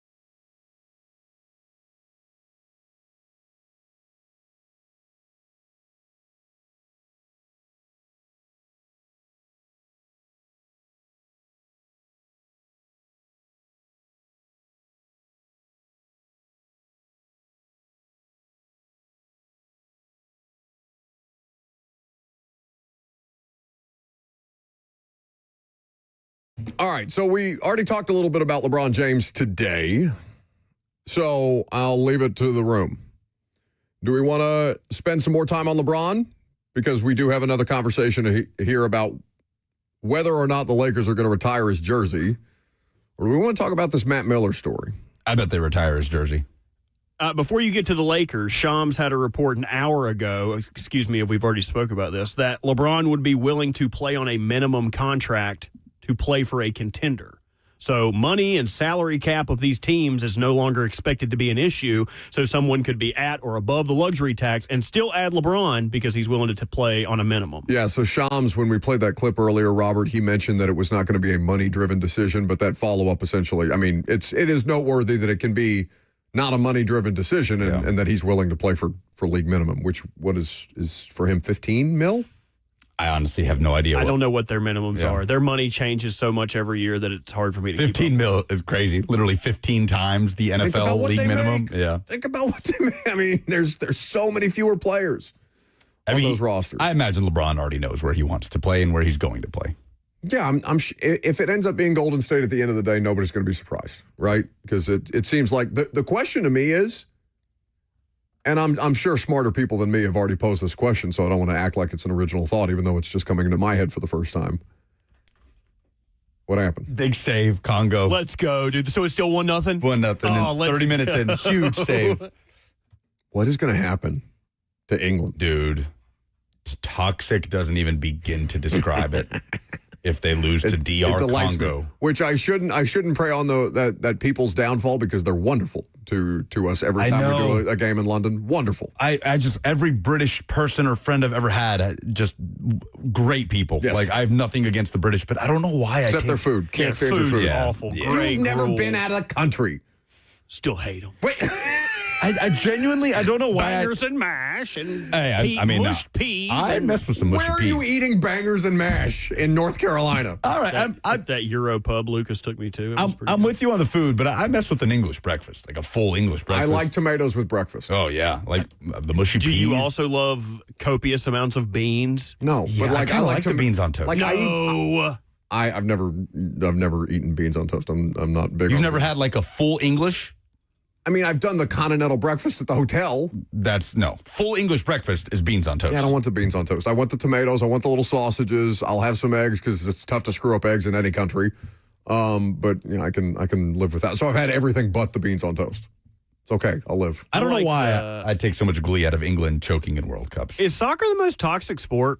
Because it seems like everyone's so cool until something bad happens, and then they're like, I hate you, my country, I hate you. Yeah, for sure. But it's internal toxicity. Oh, Lucas was saying he wasn't going to be mad at Japan if Brazil beat Japan. He would be cursing Brazil. Yeah. No, it's absolutely toxic in some of these places. So the question that I wanted to pose really quickly is, do we think Miami traded for Giannis knowing that LeBron would be available? And do we think that other teams who made big moves already, free agency really in the NBA is just getting underway? Because I don't know. Like, I feel like that's a decision of consequence, and I feel like you're kind of now chasing your tail if you weren't actually prepared for LeBron to be a free agent. Because nobody really had an indication until he made the decision that he wasn't going to be there, right?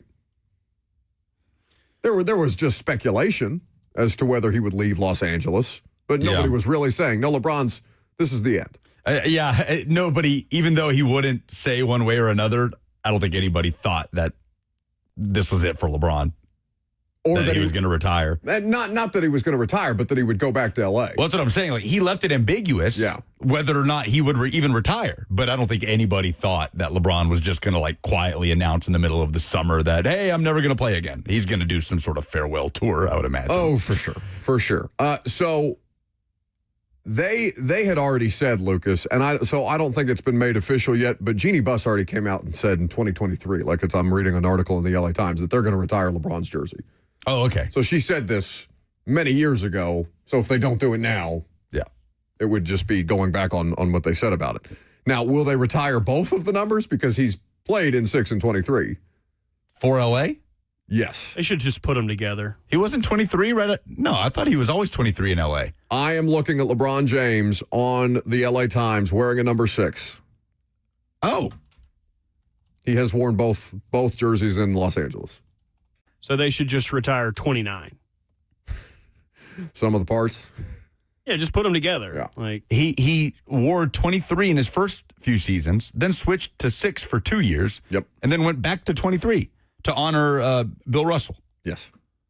Oh, okay. So, I guess you have to retire both. I mean, they retired both of Kobe's numbers, right? Yes. I wonder if in the NBA, when you change numbers, if you have to buy all of the existing stock as well. You know, that's a thing in the NFL. Like, if you want to switch numbers, you have to buy all of the stock that is there for the number you have. There are rules on, like they get charged when they jersey swap. Like, the NFL players have to pay for that. Really? Yes. That's ridiculous. It is absurd. Ignorant question, I guess, but if you, as an NBA, what? I'll allow it. If you, as an NBA franchise, retire a number, it's the same as other sports, right? Nobody's allowed to wear that number, right? Unless an exception is made. So, like, 6 is retired for the Lakers, and they made an exception. But I just feel like in a sport like basketball and a franchise as iconic as the Lakers with so many greats, like, you're taking a lot of numbers off the board. Yeah, you're basically working with half a deck. Yeah, dudes show up, like, out of options. Can't wear 6, can't wear 23, can't wear 8, can't wear 24. Okay, so here's how the NBA looks at it. Exactly what Buck said. There are exceptions that can be made. For example, LaMarcus Aldridge signed with the San Antonio Spurs, and he received permission from Bruce Bowen to wear number 12. The entire NBA has retired 6, as you noted. Right. But any player who was wearing 6 when they made that rule was grandfathered in and was allowed to wear it for the rest of their career. So, LeBron will have his jersey retired by the Lakers. The Matt Miller story, okay? We have been reticent to talk about this because it was a lot of online speculation without reported fact. Matt Miller, who I think has... That's a goal line clearance. Congo are defending with their lives. Let's go. Dude, 10 minutes Turn before your screen so I can see it. Why can't we just put it on in here? Because that TV doesn't work. We lost our TV privileges because someone was in here watching Price is Right and Days of Our Lives during their show. It wasn't. Well, we don't really know who the culprit that got the TV taken away is. Okay, well, if you're citing Price is Right and Days of Our Lives. Well, that was just when I was in here. That's just how I know that we were doing it. But 3HL also thinks that they are the reason that the TV got taken out. So maybe it's split custody. Maybe it's half of our fault. I mean, in the suit's defense, I do have the attention span of a rodent, and I would be more likely to just sit here and watch TV and talk into a microphone. I do miss Hill Climber, though. Yodelay, yodelay. Matt Miller is a draft personality for ESPN. Did you guys talk about the incident that happened with Matt Miller? Like yes, the accident itself? The accident that he announced he had to amputate his arm, and it's obviously a terrible situation. Yes. So he was in a near fatal car accident, okay? And, of course, support for Matt Miller in that situation was coming in from all over the place. And he, someone from his social media accounts, I don't know if Matt Miller specifically did it, posted a GoFundMe that was promoted by several people and with donations from several ESPN talent, right? You know, Pat McAfee, Mina Kimes, Adam Schefter. These things are cataloged on GoFundMe. So many people, it raised a considerable amount of money. So it didn't really take long for the internet to kind of turn this in a very... I don't want to describe it as sinister direction because Matt Miller is reportedly culpable for his actions here. But when the GoFundMe was posted and mentioned, that he was going to that they hoped for him to make a full recovery and all these different things. And apparently the GoFundMe had a line in it that says, and hoping for his return as the best one-armed bartender ever. Okay? And that's a throwaway line if you don't know what the hell you're talking about there. So that's a nod to the luxury lounge that he recently opened in his hometown of Joplin, Missouri.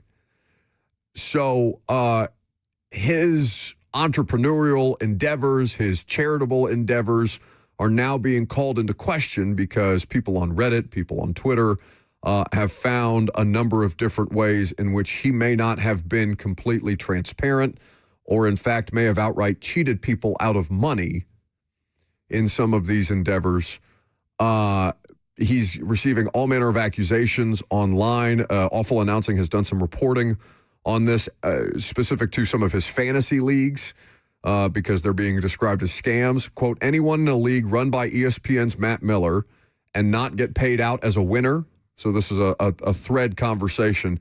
He has ghosted ours since the championship and provided zero communication on what funds went to charity or providing payouts to the winners. I've seen a few others in the same boat and wanted to see if this was a wider spread problem than just a couple of leagues. So that post got a ton of attention because apparently a lot of other people who have participated in Matt Miller promoted endeavors have had similar experiences, sharing similar circumstances. There's a lot of screenshots that are being produced as proof.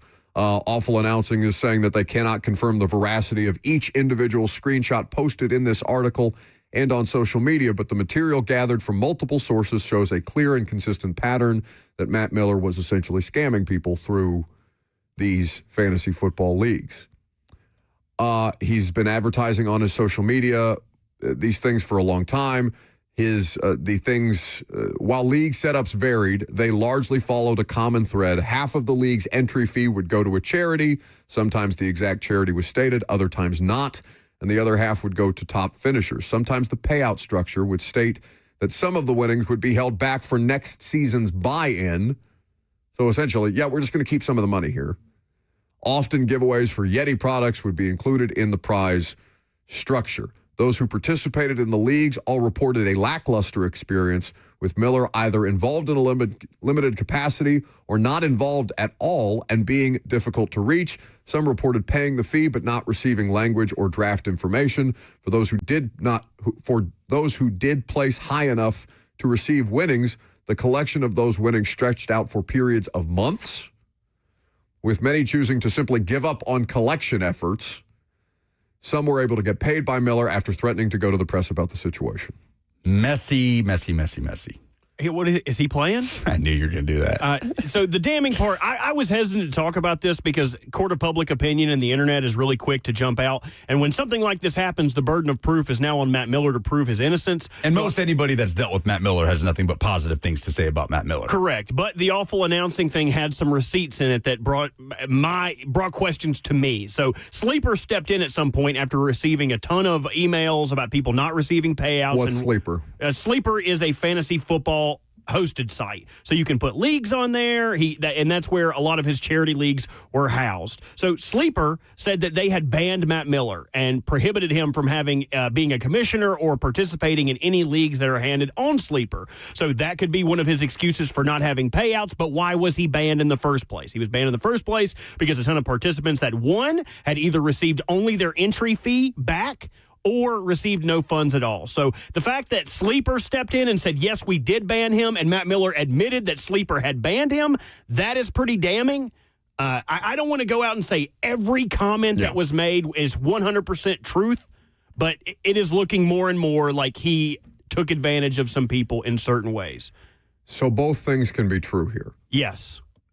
What happened to him, and the other component of this is that he appears to be at fault in the accident, which makes, again, I'm not saying that should remove sympathy for a person who has almost lost his life. Yeah. Right. So, but it's being weaponized against him. Yeah. And it makes the GoFundMe make sense because since he was at fault, he wasn't able to get the insurance payout. So that makes a little bit more sense to me. And that's one of the first things I brought into question. It's wild that ESPN hasn't said a word about it. Off the post, Congo, this close. To going up 2-0? This close. It was an incredible counterattack. Oh, my God. This game is insane. And I'm honestly impressed with his ability to do both right now because I thought he would just be completely checked out for the remainder of the show. Oh, it was right there, dead to rights. Right off the post. Oh, Congo. Oh.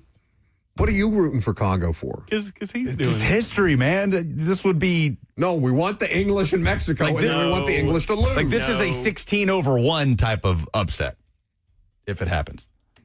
How much time's left in the half? 3 minutes plus stoppage time. Oh, England may have a penalty. Oh, no. Oh, no. The ref just did the motion that you calling him a diver. We love that. He just said, Harry Kane, you dove. I'm not giving you a penalty.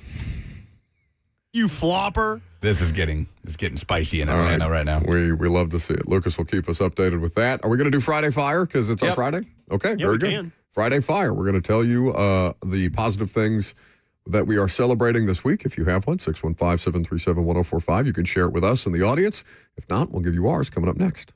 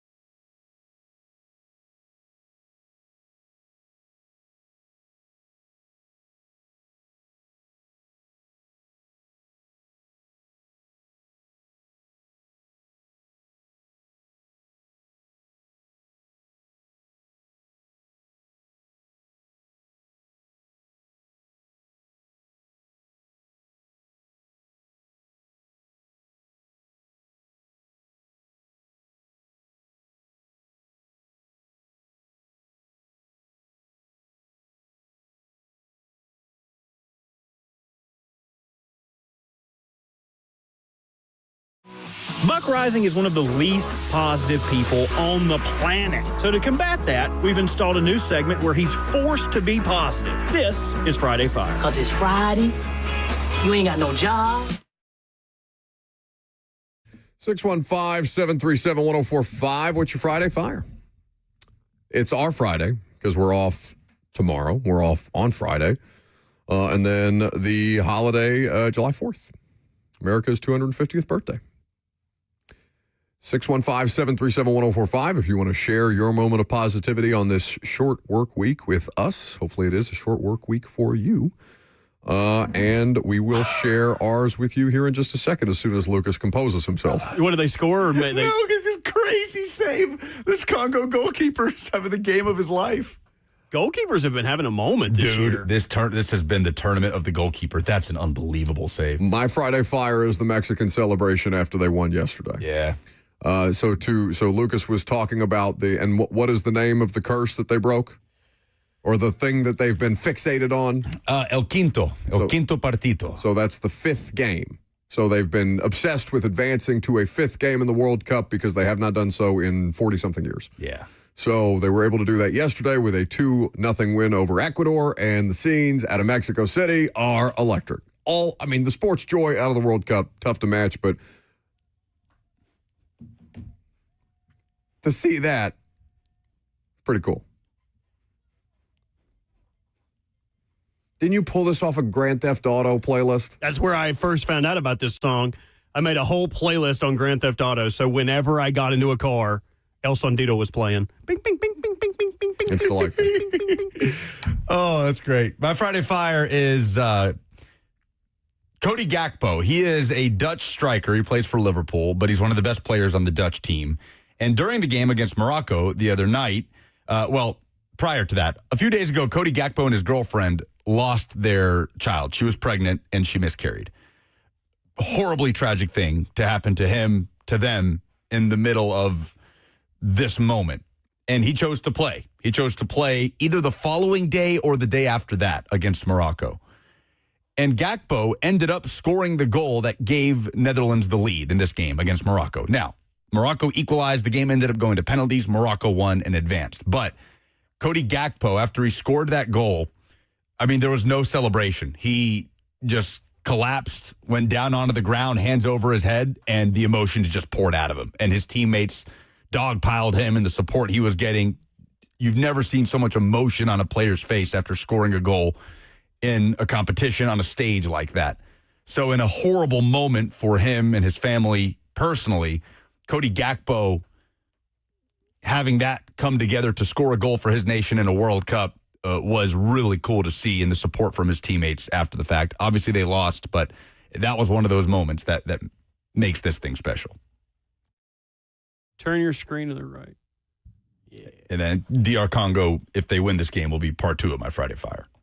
My Friday Fire is, I've never been to Chicago before, and Cheyenne, she works for Marriott, found a decent enough hotel that we could go up there for the weekend and get to experience. But the thing I'm most excited for, what's the museum called? It's the Field Museum. The Field Museum. So when Robert told me he was going to Chicago, I said, you have to go to the Field Museum because it's one of the most impressive collections of historical and architectural and crossing many different generations of history that we have across all manner of different continents. And you're going to the Field Museum to see what?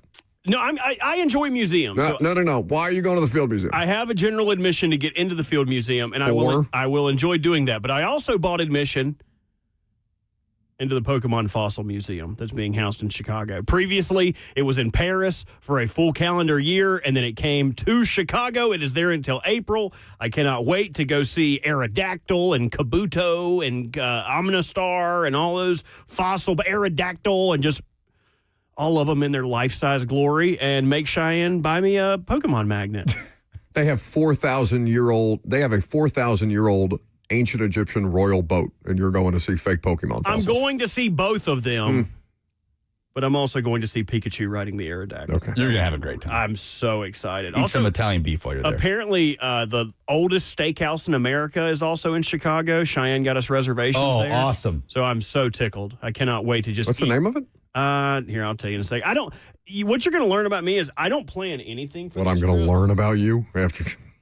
Fun fact about me. I gotta learn that as somebody who regularly has to make sure that you get home okay. Oh, another save! Get that thing out of here. It's about to go to halftime at 1-0. Harry Kane just denied over and over. I love that it's Harry Kane that's on the attack, though. Gene and Giorgetti. You ever heard of that? Yes, I have actually. So been in the city since 1941. I will tell you, I got a little emotional yesterday on the Fox show. We were filling in for Brady Quinn and LeVar Arrington and Jonas Knox. And Lorena, our producer, played Return of the Mac. And I hadn't heard it. I hadn't heard it since. That's tough. It's the first time that, and they didn't know or whatever. And it's not like I'm triggered or I can't hear that song forever and ever. But it makes me think of you bringing that up. The last time that I took my significant other at the time for a birthday weekend for her in Chicago, Mac sent me a huge list of restaurant recommendations. Everything from sushi to steak to and I wish I had that saved somewhere because I would forward that to you as essentially Coach Mac giving you restaurant recommendations and things to do in Chicago. I really appreciate it. It's one of the best dining weekends I've had in my life. I remember him saying that Chicago is just like you could stumble into some place. So good. And the food everywhere, food. all different kinds of food. And honestly, Chicago is New York but clean. New York without the smell. I love Chicago. During the summer, it is, I might argue, the best city in America. Matt could do that in any city. I mean, he spent so many years in Chicago, but Milwaukee, Puxatawny, Mac will tell you a restaurant. That happened at Will's wedding, too. They played Return of the Mac. Or no, actually, I think it was a separate wedding I was at. They played Return of the Mac, and it was just like, I haven't heard this since Mac came on. Let's take a call. Okay. P is up next. Hey, guys. Thanks for taking my call. So my Friday Fire is also my dumbest thing in sports. Lucas, you kind of mentioned the Morocco game against the Netherlands. The announcer at one point had made mention that a lot of the Moroccan players were from the Netherlands, and I think he said they were not good enough to play for the Netherlands. And that rubbed me the entire wrong way. I became a Moroccan in that very moment, and I am glad that they won just for that reason. So that's my Friday Fire. And one thing before I let you guys go, I just want to tell you guys that I love you all. Watching the CJ2K thing broke my heart. And it just really brings into perspective how life is not guaranteed to anybody. So I love you guys. Y'all do a great job. You keep us entertained. And y'all just stay blessed and tell your loved ones that you care about them, okay? Every day that you can. So that's all I got, guys. Absolutely. Yeah, love you too, buddy. Thank you. He's the man. He's a P1 listener. It's a good submission. A lot of Moroccan players got their revenge there. One of those tonight for the U.S. There's a Bosnian that was born in Wisconsin that's going to be playing with a chip on his shoulder tonight. Oh, okay. Somebody made a great joke in the chat that we didn't get to earlier, and they wanted to ask you a question about the matchup tonight. Do you think it's unfair that America has to play both Bosnia and Herzegovina tonight? Somebody get that joke to Jim Wyatt. Stat. By the way, congratulations to Jimmy. His son got married. Oh, very cool. So both of his kids are now married off. All right. I know they were planning a big trip. Must be nice. Somebody loves you. Ooh. What's wrong? You are literally getting married. You're getting married. Yeah, but a woman who we are all very confused as to why she loves you the way that she does. Yeah, just think about You it. have one. Just think about why she loves me. Emily says England's team is going to refuel during the half with beans on toast. Shout out Roger McCreary. Shout out Roger McCreary. Baked beans guy. Wonder if you ever had him on toast. I feel like that's one of those things that was just kind of like a cute thing at the time, and then Roger gets asked his 7 millionth question about beans. Like, all right, it's I get it, guys. I like beans. 615-737-1045, the number if you want to jump in. The U.S. men's national team does return to action in the knockout stage tonight. So we will have a full breakdown of that game for you here in just a little while. If you want to chime in, you are welcome to do so. The FNM Bank chat is also open for business. If you've got score predictions on the U.S. team, we will take them as well. What is your confidence level against Bosnia and Herzegovina tonight? We'll talk about it. I'm Buck Rising. It's 104.5 The Zone.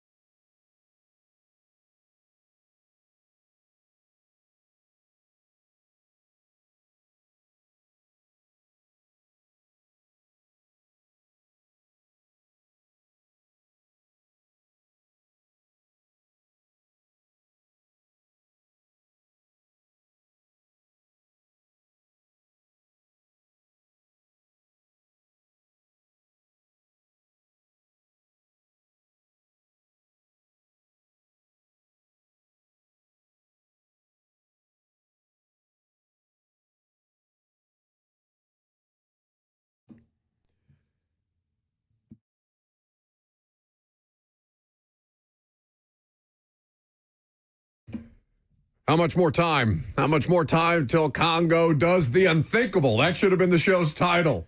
The unthinkable. Congo never did get to that tight. prepares for the unthinkable. Nor will we. Second half is about to get started. The Democratic Republic of Congo, as you just heard in that Westwood One soccer update, leads England 1-0. So, there is history on the line. We'll keep you updated. It sounds like regulation will end right basically as we're walking out today. Yes. So, Zach and Blaine can keep you updated on that as well. I look forward to hearing Zach's analysis. Have they talked about it at all? I don't know. You should send him some analysis so you can hear your own analysis on the radio like you've been doing with Robert. I've not been doing that with Robert. He's just a fast learner. Literally I've been a good him, study. Watched him put his phone in front of his microphone yesterday to tell us about. Yes, when you sent me something that you wanted me to read. He was watching a game while he was giving the analysis. Yes. Oh, I need to actually do that. By the way, if you are cable stricken like myself and don't have any way to watch these games, you should. I guess I really shouldn't give out illegal torrent sites, right? No, I don't know. I pay for cable, so I'm watching it on Fox. Yeah, me too. But I say no. Actually, you know what? If there was some way to watch games that you needed, I would just go, heck yeah, free media. That's definitely not a website. Don't look up heck yeah, free media. I just paid for the Fox streaming. Fox One? Yeah, Fox One. I've been doing ads for it on the national show. Promo code 2pros. Yeah. So, you don't make any money off that, do you? That's got to sting. The reads? You're doing ad reads for another guy. Oh, no, honey. Oh, honey. Doing somebody else's dirty work. I read it. I read one the other day that said, once I turned 40, and then I said, wait. Yeah. Wait a minute. Brady Quinn needs M Drive, not me, no. That's okay. We've got a game. We've got a game tonight. We've got games all over the place, but we've got a game with the U.S. tonight in Santa Clara against Bosnia and Herzegovina. So the U.S. is favored. They should be able to handle business. Nobody is sweating this game, correct? Or is there? Oh no, you sweat. I mean, look at what's happening now. USMNTS. Yeah, BUS soccer syndrome, battered U.S. soccer syndrome, Bus. I think that's good. Bus. Yes, we suffer from bus. Y'all. Consider me bussing because who's the actor that does that or did that clip on the internet? I think he recently passed away. Leslie. Yes. I can't remember, but not yeah, Frasier. The comedy legend. No, no, you sweat this game. This is the round of 32. Like, there's no more safety net. The group stage is all fun and games, man. It's good vibes. You're in the World Cup. You can lose, and you can live to fight another day most of the time. Not anymore. So Bosnia is going to be physical. They're going to come out and try and assert themselves. They're going to do their absolute best for every set piece opportunity they can get, corner kicks, free kicks. They have physical advantages up top with their big strikers. They have big physical center backs. And so the U.S. is going to have to be the team that breaks them down. So I've read some analysis on this game. I've also read a number of different gambling outlets. I have a CBS Sportsline subscription because they have really good insight on how these lines are set and how the sharps are viewing the game. One piece of analysis I read this week was from Brad Thomas, who says, I think there's going to be some buyback on this price with the U.S. being favored the way that they are. They are 1.5 goal favorites in this game. According to multiple sports books. He's saying that the United States might be slightly overvalued, though, with the 1.5 goal line that they are being given here. And so his recommendation is that people bet Bosnia and Herzegovina. Well, the United States would be on top of the world if they ended up toppling Bosnia and Herzegovina, similar to the situation that's happening in New York right now. Have either of you seen this? No. Breaking news from 35 minutes ago.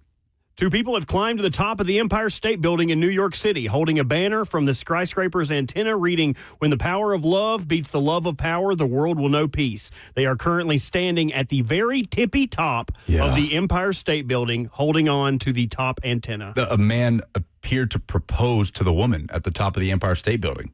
you're going to jail. It is insane looking. It looks like this is an AI. movie. We for sure know this is a real thing. They're higher than the video that you're looking at now, Lucas. I'll put it in the Twitter. There's a helicopter camera showing the man down on one knee proposing to a woman at the very top of the Empire State Building. God, we haven't seen something like this since King Kong. What's going on? This is crazy. Okay. I'm reading it now on NBC New York. Death-defying proposal. 2 trespassers climbed to the top of the Empire State Building. So not take the elevator to whatever floor the watch deck is on or the sky deck is on at the Empire State Building. No, they just went all the way up. They're literally They hanging on climbed to the up top of the antenna. Oh, my God. That makes me sick to see that picture. Me too. Oh, my God. I'm like shuddering just thinking about that. That's insane. Okay. They're both going to jail. The pair eventually climbed down. Yeah. Congratulations on your engagement. Oh, they climbed down? The pair eventually climbed down the spire around 12:40 p.m. Eastern, so about 30 minutes ago, and onto a platform.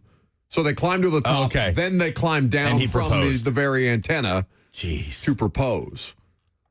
Roughly 10 minutes later, they began descending the rest of the spire. It wasn't clear if police had made contact yet with the pair. Yeah, the police can't get to them. That's insane, man. You gotta have a helicopter to get to them. That's insane. How the hell do you climb the Empire State Building spire? That's crazy. They're dressed like, have you seen the outfits that they're in? They're dressed like Catwoman and Batman. They look like Kanye West models. She literally, like his album. No, yeah. Like she's literally wearing like a Catwoman, like the whatever hat or helmet situation she's wearing has the Catwoman thing. You know what? It goes to show you there's somebody for everybody. It gives me hope. The video of them doing the pan around them as they're at the top makes me nauseous. Is insane. That's this is crazy. movie quality shots. That's crazy. We have had such a newsy short week. Insane. Newsy summer in general. Just crazy. So what were we saying? That people are betting on bettors are saying? Bettors are recommending that a lot of the analysis from gambling outlets that I've read There's is that value. people take Bosnia and Herzegovina plus 1.5. This is, plus 1.5. Because they want to make this cagey. They want 1-1 going to penalty shootout. They don't want an end-to-end game here. This is a Bosnia team that eliminated Italy in a playoff final to qualify for the World Cup. Went down 1-0 against Italy in that game, came back. Granted, Italy got a terrible red card and was down to 10 men for most of the game, but came back, forced penalty kicks, and won. It's a Bosnia team that went toe-to-toe against Canada in their opener in Toronto. Huge moment for Canada, who is a much more talented team than Bosnia on paper. At home, first ever World Cup game that Canada hosted, and Bosnia just wasn't going anywhere. They made it scrappy, and it ended up in a 1-1 draw. So this is anything. They got their asses kicked the rest of the group stage. They got their asses kicked by Switzerland and then beat Qatar to put themselves into the knockout rounds. Qatar, 3-1. And Qatar is not a strong team. But they held strong against Switzerland. That was a scoreless game for most of it until Switzerland made some changes and then the floodgates kind of opened up. So this is not going to be a pushover. Like this won't be just cruise control for the United States. This is knockout round soccer. Like they want to make it ugly. They want to make it physical. They want the game to be choppy, to not have a lot of flow. And the U.S. wants to play through them and wants to play like they did against Paraguay. Paraguay is the best thing to look at because the U.S. will have a full-strength lineup, fully expecting Christian Pulisic to start. Well, that was my next question. And because if he's not going to play today, what was the point of resting him? And I know he played about 30 minutes. Yeah, against Turkey. He looked good. He looked sharp. Yes. So his injury was he got kicked in the back of the calf? Yeah, he had an injury that he picked up in training, I think, and he re-aggravated it against Paraguay and was subbed off at halftime. Mauricio Pochettino wouldn't say definitively if Christian was going to start. There's no reason for him to, but yeah, barring something unforeseen, Christian should start. It should be, I would imagine, the same starting lineup that you saw against Paraguay in the same shape. So the U.S. are favorites, but no, anything can happen here as we're seeing in Atlanta. Are you outright hosting this thing tonight? I'm emceeing it. Okay. I'll be interviewing BJ Callahan on the stage, the game starts at 7. BJ's Q&A will be at 6:15. Where is this? At Geodis Park, the Publix Plaza right outside of Geodis. It's totally free to the public. There's food vendors. Hattie B's is there. Beer vendors. The concessions are open in the concourse. But people need to get there early, based on what I've seen. Get there early. Get a good spot. That's your chance to hear from BJ. He'll do a meet and greet with NSC fans, too. But 6:15 is when the BJ Q&A starts, and then there will be a DJ, BJ and DJ. There will be a DJ there, and the game starts at 7, and it'll be a party, man. Be a good vibe. Drink lots of water.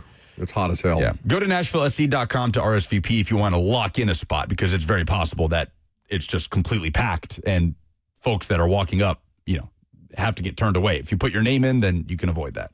Oh, okay. Well, that's nice that they do that, at least. Yeah, I mean, there's a certain limit to how many people can safely fit in there. So it will be fun. It will be tense because this is it. It's win or go home. And like I said the other day, you lose tonight, nothing you did matters in the group stage.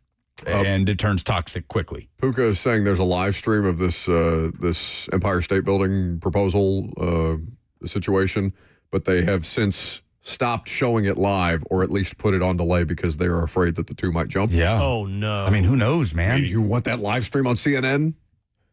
Oh, yeah. What a terrifying situation. I mean, if I'm the director, I mean, that's like can't miss TV. No, God.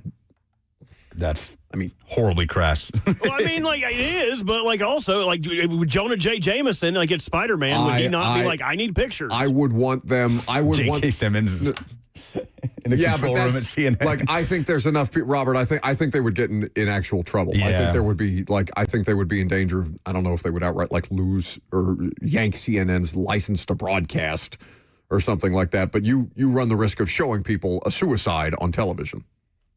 You can't have that. CBS is still showing it. Really? What a crazy situation. I have to imagine it's on delay, though. They can't have it live stream. 100% on delay. Yeah.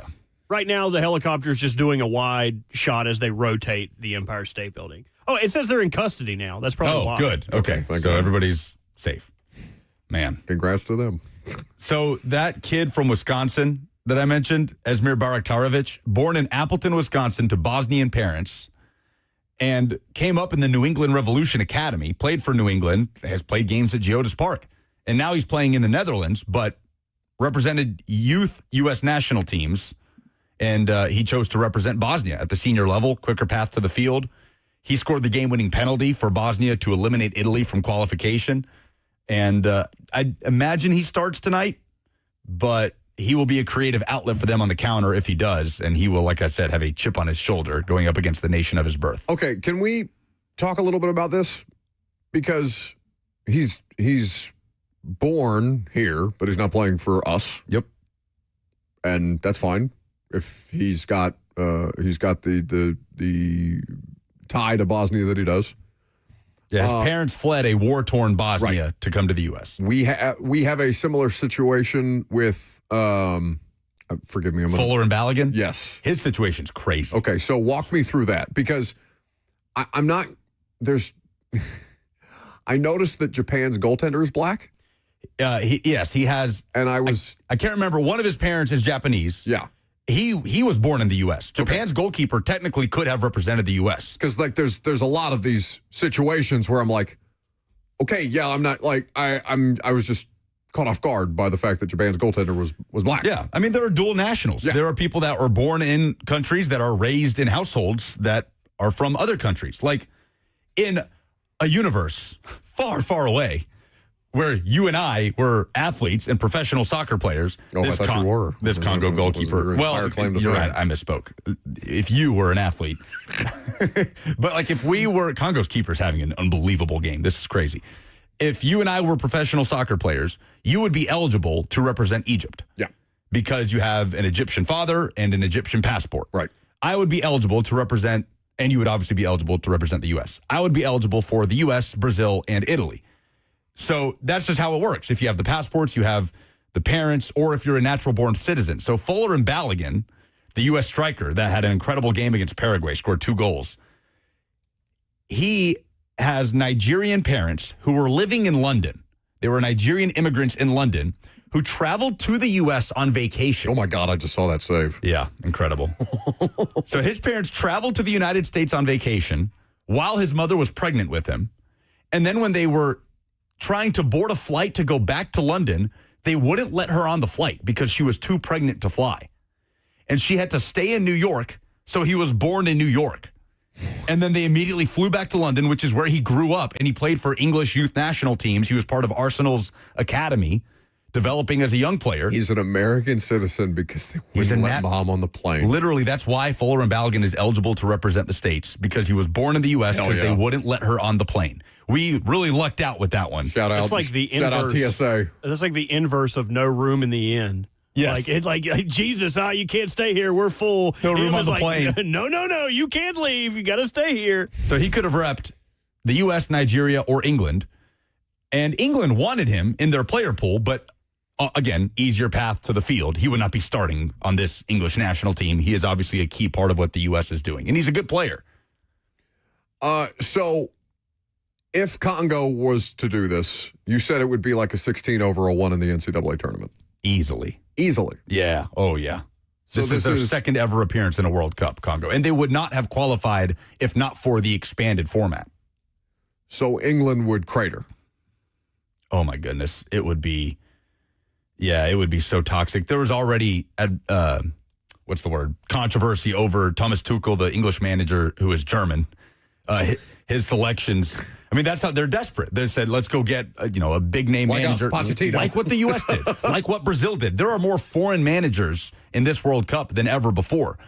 Teams are going outside the confines of their country for results, and there was a lot of controversy on some of his roster decisions. And if they lose, it's going to be rough, man. It's going to be a rough vibe. England has made 2 finals recently. They made the last 2 Euro finals, and they lost both.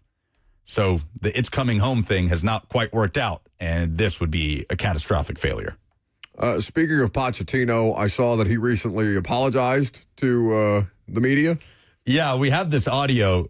So we played the audio of him frustrated after the Turkey game because the U.S. lost. They played a B team, basically, against Turkey's A team, lost in the last second, and he was very frustrated after the game because U.S. media were questioning him in a negative tone because they lost the game. And he was like flabbergasted, like, no, we won. We won the group. There's a big picture here. And then he apologized to the press the other day. I want to apologize to the guy that were in my last press conference. I was so frustrated. I was so disappointed.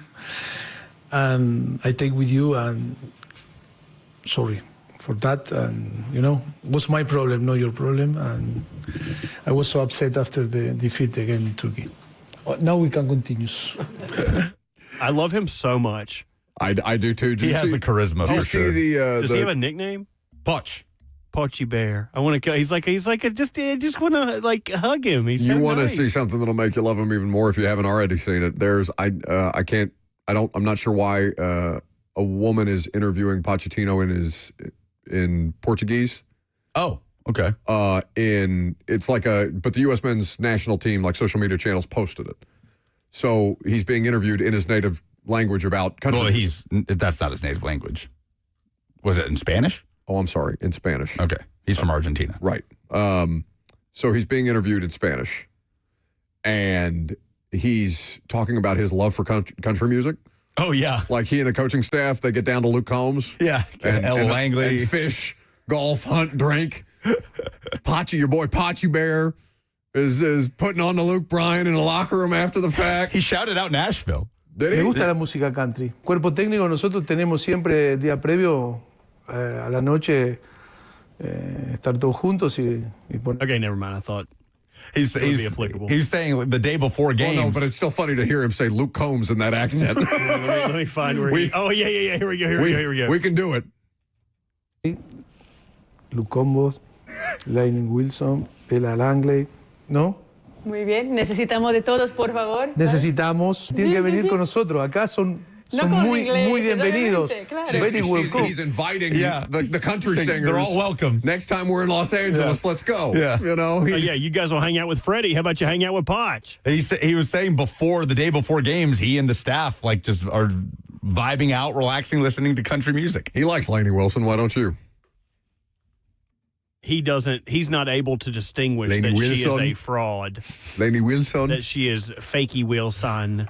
He does have this sort of charisma, doesn't he? Like he's delightful. You can see how he relates to players well, and that's even though one thing. I got mad at him. I'm one of the people that got mad at him when he was yelling at the media for not congratulating him. Yeah, I get what because you explained it to me. The way that American sports media cover games versus the way that the World Cup is covered. because of the group stage, and you don't have to win every game to advance out of the group to win the group as the U.S. did. So Pochettino is sitting there at this press conference being like, what the hell? Like, why are you asking me a question? Why are you grilling me about our loss to Turkey, when we're advancing? I do think that was a lost in translation kind of moment, saying, because it's not the media's job to congratulate him, but I got the overall Did tone. you see? Was it the Moroccan press corps in Gillette Stadium, like cheering, going crazy? losing? Yeah, they were Moroccan. Yeah, they were. It's good stuff. That's really good. Don't give him the silent treatment. That's good. Like when it's a good joke, it's just jealousy by you. We'll update you on the Congo-England game next. Next.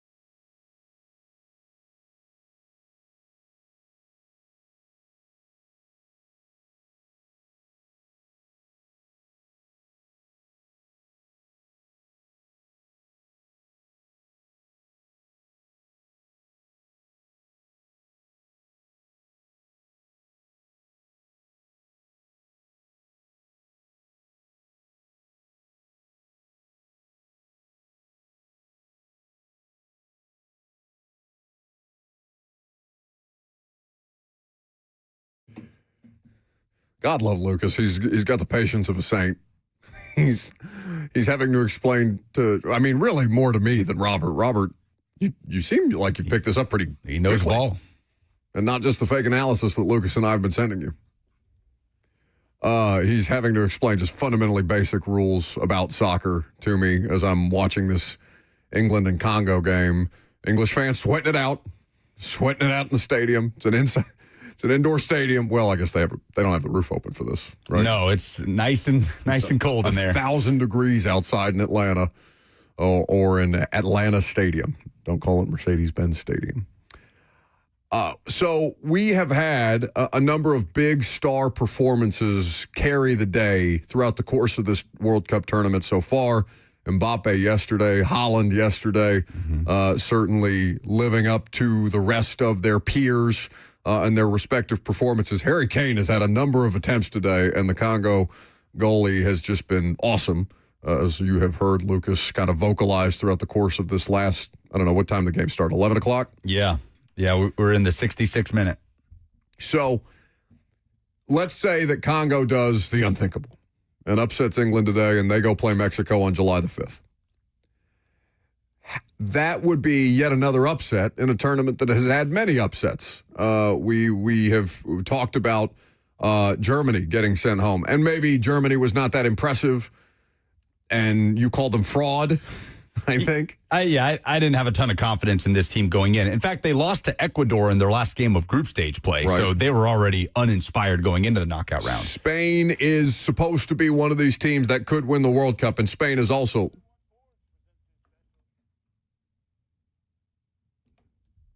Well, what's Coco Gauff doing? What are you waving at me for? Who are you on the phone with? I think Don't wave me off. Westwood One is doing soccer and tennis updates. Scared the hell out of me. An automation that just hit. Apparently, Coco Gauff pulled out an insane comeback. All right, very good. So shout out Coco Gauff. Spain is considered one of the countries that can win the World Cup. They have not been very impressive, though. No, they haven't been. They have not lived up to the billing as the odds-on favorite to win this tournament. So Spain could get upset, right? And France is now the clear and obvious favorite. France has just been a machine. Yeah. They rolled their opposition yesterday 3-0. Spain plays Austria tomorrow, but you also see a lot of teams, like, it doesn't mean Spain had the scoreless draw against Cabo Verde, crazy result, right? They haven't been particularly convincing, but you often see teams grow into this tournament. Like in 2022, Argentina won the World Cup, right? Messi got his World Cup. In Argentina's opening match of that World Cup, they lost to Saudi Arabia in comeback fashion, 2-1, in one of the biggest upsets in the history of the tournament. Hydration break. Yeah, hold up, put your fours up. Put your fours up. I stole that from part of my take. They had Tim Ream, the U.S. captain, on, and they tried to get him to get all of the U.S. players to put their fours up. That's pretty good. Coming out of that, he was like, okay, I might talk to the boys about that. But teams grow into this tournament, too. We're seeing Brazil grow into the best version of themselves. Spain will be looking to do that. Portugal as well.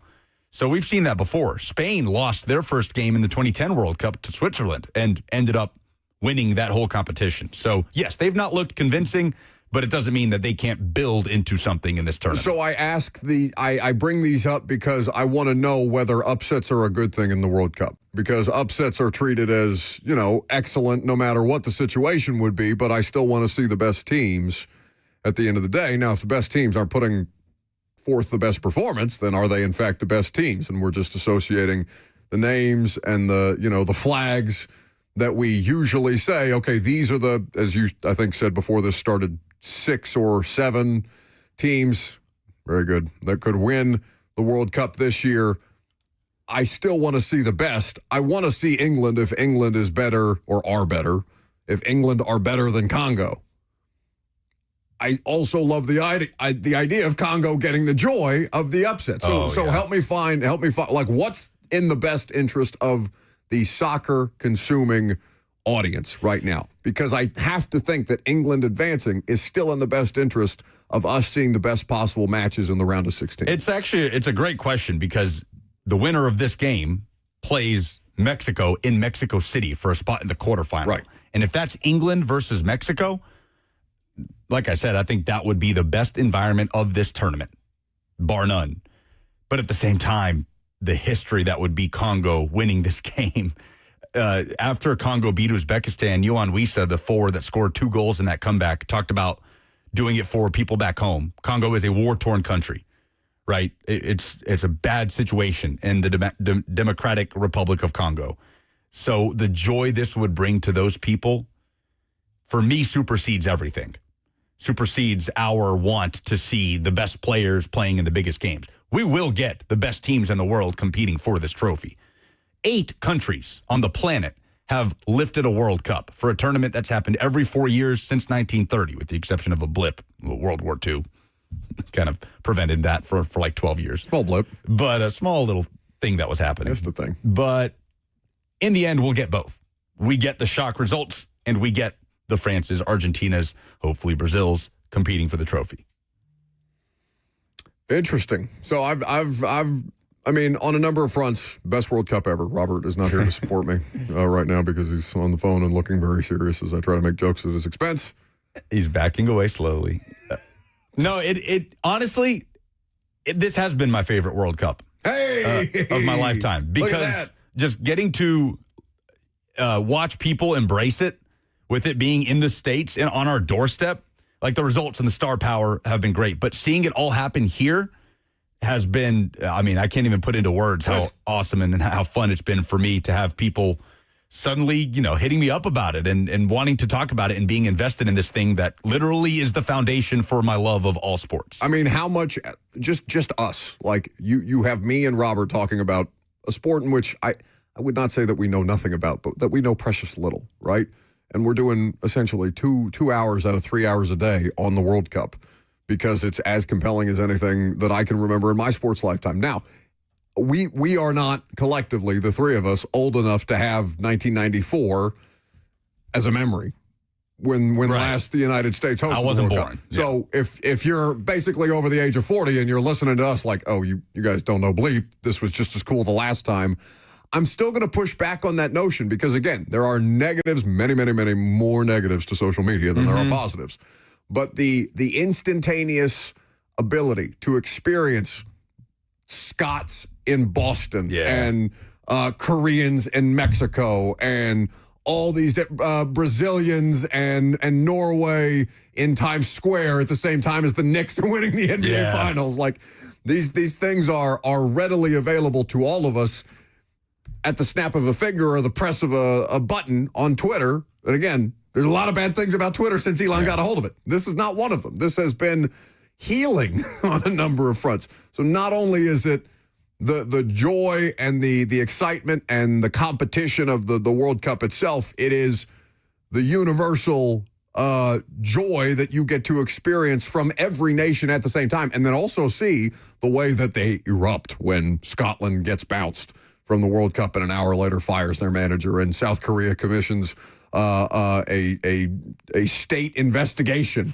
into their national team as to why they performed so poorly relative to expectation. All these different things. So I think social media has added good fuel, the rare good fuel to this fire, and also for us to have it just in our face, like World Cup coverage constantly in our face, right in front of us during a typically slower time in the American sports calendar. Not to disrespect baseball, but this got a lot more juice than your 162 regular season baseball or regular season baseball games. I think it's my favorite World Cup ever, and I was in Germany for the final in 2006 when Germany hosted the World Cup. Yeah, and Italy beat France. There's no such thing as a World Cup that's not memorable and doesn't have iconic moments. You can name a World Cup in my lifetime, and I'll tell you 3 things that I remember from it. Oh, this was incredible, and when this happened. But yes, that confluence of it being here, like 3HL, I love how into it 3HL has been, and they've brought me on to talk about it. England's just scored. Harry Kane. Damn. Oh, he finally got there. They broke them down. Oh, the celebration is just emphatic, too. Well, it's just a collective sigh of relief. They're going insane. 75th minute, Harry Kane's header just broke through. Oh, gutting for the Congo players. You know what? No, they played so well. Give me penalties. Give me PKs. Now talk about. I want tension. BES, battered English syndrome. BES. Bess, penalties, man. They have suffered heartbreak after heartbreak in penalty shootouts in World Cups. Electric. So we can still get there. It is tied. I had this in here. I don't know if you want to talk about bonus ball at the University of Tennessee at all. It kind of seems bonus ball. Essentially, the amount of bonuses that are being distributed. Like Danny White got a significant bonus for underperforming sports programs this year. And John Adams wrote a column in the Tennessean, or rather in the Knoxville News Sentinel, that is also distributed via the Tennessean. So I read that this morning. I didn't know if you had any prevailing thoughts about Lady Vols and a football season that ended, understanding the circumstances around the football season that ended in disappointment, resulting in significant bonuses for the athletic department across the board. I think it's college athletics. I think every athletic director in the country gets a bonus. If the football program makes a bowl game, he gets a bigger bonus. If they win a SEC championship, go to the playoff, and a bigger bonus if they win a national title. Right? The basketball team goes to the Elite Eight. And I'm not saying Danny White doesn't deserve a bonus. I just think, if I was a fan looking around and seeing the reported figures around some of this and being like, really? For that? That's what you get for a season like that? Yeah. I mean, that's the worst Lady Vols season since when? Ever. Yeah. Since they became the Lady Vols. So the bonus would indicate, that you've done something above and beyond what... I don't know. I would struggle with that if I was somebody. Now, I'm not financially invested in the University of Tennessee athletic department. So it's easy for me to sit here and say, if it was my money, I'd be pissed. I mean, I think if it was my money, I'd got to be pissed. It's a conflict for fans, right? Because for an athletic department, success obviously is defined by wins and championships. It's also defined by fundraising. And Danny White's really good at that. Yep. He's really good at finding ways to make the University of Tennessee and its athletics department a lot of money. Fans love to see that as long as it translates to on-field success. So I'm not going to say Danny White is facing heat from Tennessee fans because overall, the sports landscape in Knoxville is good, like on aggregate. But I think we are getting to a place where it's, okay, the two hires you've made post Josh Heupel have been Kim Caldwell and Josh Elander. Kim Caldwell's got a lot to prove this year, and Josh Elander is building the program up in his image. But after 1 or 2 years, if we get another 1 or 2 years of some underwhelming football seasons and Kim Caldwell not turning it around, then I think Tennessee fans start to have a conversation about Danny White. But we have to see what happens in this next phase of Tennessee football and women's basketball and baseball. All right, so 1-1 between England and Congo right now as we keep an eye on this knockout stage game. We'll wrap it up. Last call for phone calls, 615-737-1045. We've got a number of non-sports related stories that have caught our attention. Robert is here to give us some stock tips on Wendy's. And I just found a story about an American from Texas fighting with the Russians in Ukraine and how that didn't go well for him. I'm going to tell you what I'm talking about coming up next.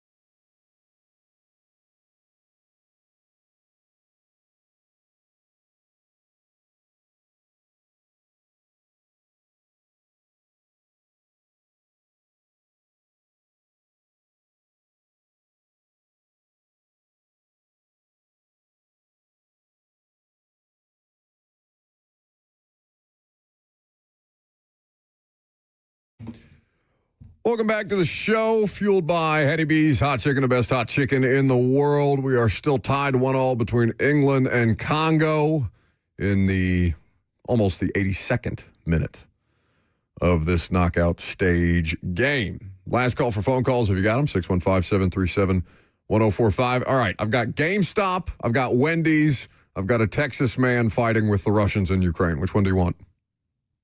Dealer's choice.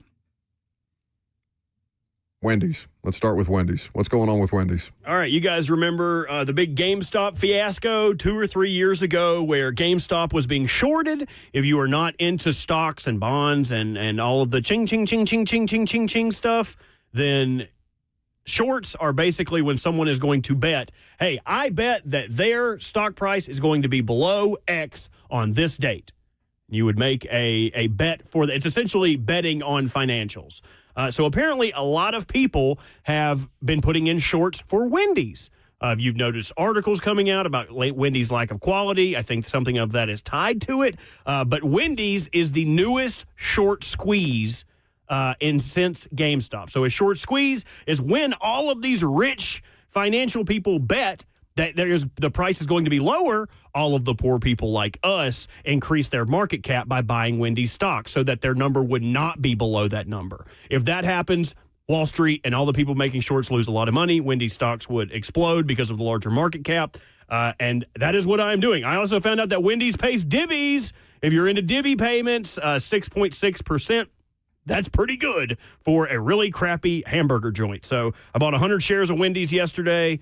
And the short, I believe, and don't quote me on this because I don't know what the actual number, it probably varies from short to short. The number was $8. It had to be over $8 starting today to see the short squeeze go into action. I'm looking up what Wendy's stock price is currently. Please be over $8.70, ladies and gentlemen. We might go parabolic. This may be, and actually, I might go parabolic. I want to state this. I am not giving financial advice, nor should anything I say be taken as financial advice. Anything, you know what? Give me the reckless speculation. Anything that I'm sharing is my own opinion. We have sound for this. We have sound for this. We need a word for this, like stockbroker Bert. Broker Bert. Broker Bert is broke or Bert. Broke or Bert. Big broker Bert. I'm excited. I don't know if we are going to make a little bit of money, a lot of money, a medium amount of money, but I like money either way. There you go, buddy. Do not put any money into this that you are not. It's just like gambling, guys. You cannot invest with money that you need. You can only invest with money that you have put aside. Only gamble with what you're able. Only invest with what you're able. That way, if you lose it, you're not that butthurt. So anything that I've said here is not financial advice and shouldn't be taken as such. Very good. Nice disclaimer. There are videos making the rounds of a Texas man who's in Ukraine fighting with the Russians, which is not something that I thought I would ever see. And he's producing videos on his social media about how tough and brave the Russian liberators of Ukraine are. And there was just an article posted by the New York Times that said the Russian soldiers have killed this Texas man. Oh my God! So. Yeah, F around, find out. That's crazy. Maybe we don't go and support the Russians in their war against Ukraine. Jeez. If you are an American. Maybe we don't do that. No way. Moron. That's crazy. Moron. Some heavy stuff. Yeah, so it's a wild news day cycle. What happened? Big save again. Big save by the Congo keeper. 5 minutes. That Harry Kane again? No, it wasn't. Oh, there it is. Oh, I'm ahead of you. Now, yeah, you are. Now Harry has scored. Harry just scored the winner in the 86th minute. I mean, the stars you don't know this that. You don't know tournament. it's the winner. You're right. You don't know it's the winner. It's not over. But it's the stars. It's Harry Kane, the all-time lead scorer for the English national team. I'm not happy 2 for goals. England. Great finish. Just it's top cool, right corner. I'm not happy for England. I hope your tea is cold. Oh, that's gutting. I hate that they put milk in tea. I've never understood that. I mean, I guess that's like them saying, well, why do you put milk in your coffee? I don't. But Harry Kane now fully putting himself into the golden boot race. This is why I dislike soccer. It's very similar to football where a bad team can go up early and people can climb back, but I feel like you have to wait. And they can score at any moment. You're never safe. It just, not that I hate it, maybe it irks me. Why does it always happen in the 86th minute? Who was it the other day, Lucas, where they literally scored an extra time? They had fought them off. It was going to be a draw. And then late in the game, they score. In Norway? Maybe it was Norway. Yeah, like in the 96th minute. Like super Brazil. late. Brazil against exactly. Japan. Japan's just defending for their lives. I mean, it's the hardest thing to do is to chase the ball and defend for 90 minutes, which is what Bosnia is going to try to do to the U.S. tonight. Larry says that I should not sleep on tea lattes. No, I like chai tea lattes. I like dirty chai tea lattes, which is a chai tea latte with an espresso, multiple espresso shots in it. But I don't know. Tea with milk doesn't sound right to me.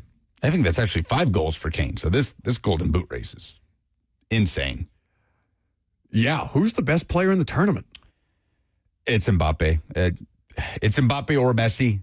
But Is he the best player on France, though? Because I can't remember the name of the other dude. Ousmane Dembele. He's awesome. Mbappe's their best player. But, yeah, France are just loaded. I mean, it's absurd. It's absolutely absurd. Argentina have more of a deference to Messi. France have that with Mbappe, but have so many other pieces that can just shred you. It's Mbappe or it's Messi. We're watching greatness. 139, 127. All right. Well, we'll see if for the U.S., it would not necessarily be greatness tonight, but it would be a job well done and an inferior opponent taken care of if they go out there and do exactly what they're supposed to do, which is the expectation.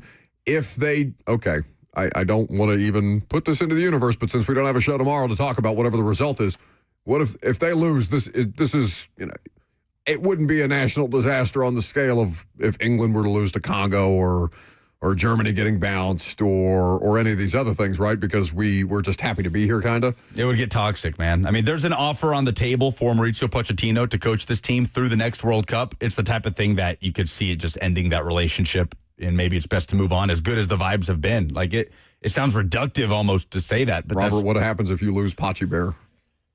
I would give up on soccer and not care again until Lucas made me care. I would care about Nashville SC. I feel like I'm going to have top of the table, a rejuvenated. When are they back? Is it July 17th? July 17th. That's right. Or is it taking on Philly? They'll host Atlanta in 16 days in their first game back from the World Cup break. So yeah, and we could talk more at the end of the tournament about the lasting impact on soccer in the States. But I'd encourage Nashville fans that are parachuting into this thing, saying, "Hey, this is fun."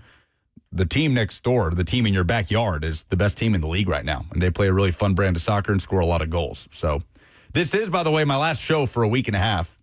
So I do want to say thank you to everybody for diving into this thing for the last couple weeks, because it's been a joy to watch it with all you guys. No, I mean, we're going to make you send us World Cup dates. I'll send some World Cup from some Brazilian watch parties. We're going to need some World Cup dates because some. Robert and me alone for a week doing World Cup stuff is not ideal. They kicked it good last night, didn't they? Yeah. We need some of your Brazilian family members to give the cup dates. Okay. Like, I want in Portuguese. Yeah, is your mom down there? Or your mom and your dad? Mom's been down there for months, looking after grandma. But yeah, my dad just joined her down there. Yes. Well, that's good, buddy. I'm glad you're getting to see everybody. Me too. I haven't seen my mom in and I'm glad that Brazil won so that your vibes will be good as opposed to just awful. It would have been like walking into a funeral. So yeah, I'm happy about that too. Speaking of funerals, did you guys see, I think it's Congo, what Congo does when people pass away? I didn't put it in the chat or send it to y'all on Instagram. It's incredible. Maybe. You sent so many things to that damn Instagram group. I can't keep up. Half of them are AI cat videos. You're like Kirby. Kirby doesn't respond to any. Kirby peppers me with AI cat videos, which I appreciate because they're funny.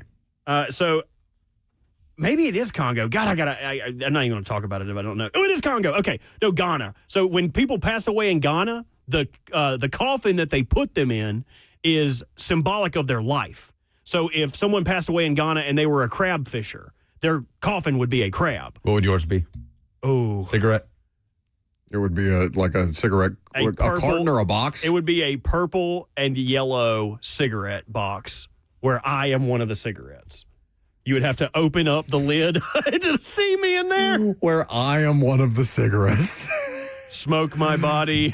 Well, what happens if they cremate you? You're gonna roll your ashes into a cigarette and let us smoke you? Everybody's got to inhale that smoke, baby. All right. Come to Geodis tonight. Watch the game with us. Yeah, Lucas is emceeing. You can hang out with him and BJ Callahan and thousands of other soccer fans. He's off to Brazil. We'll see you Monday.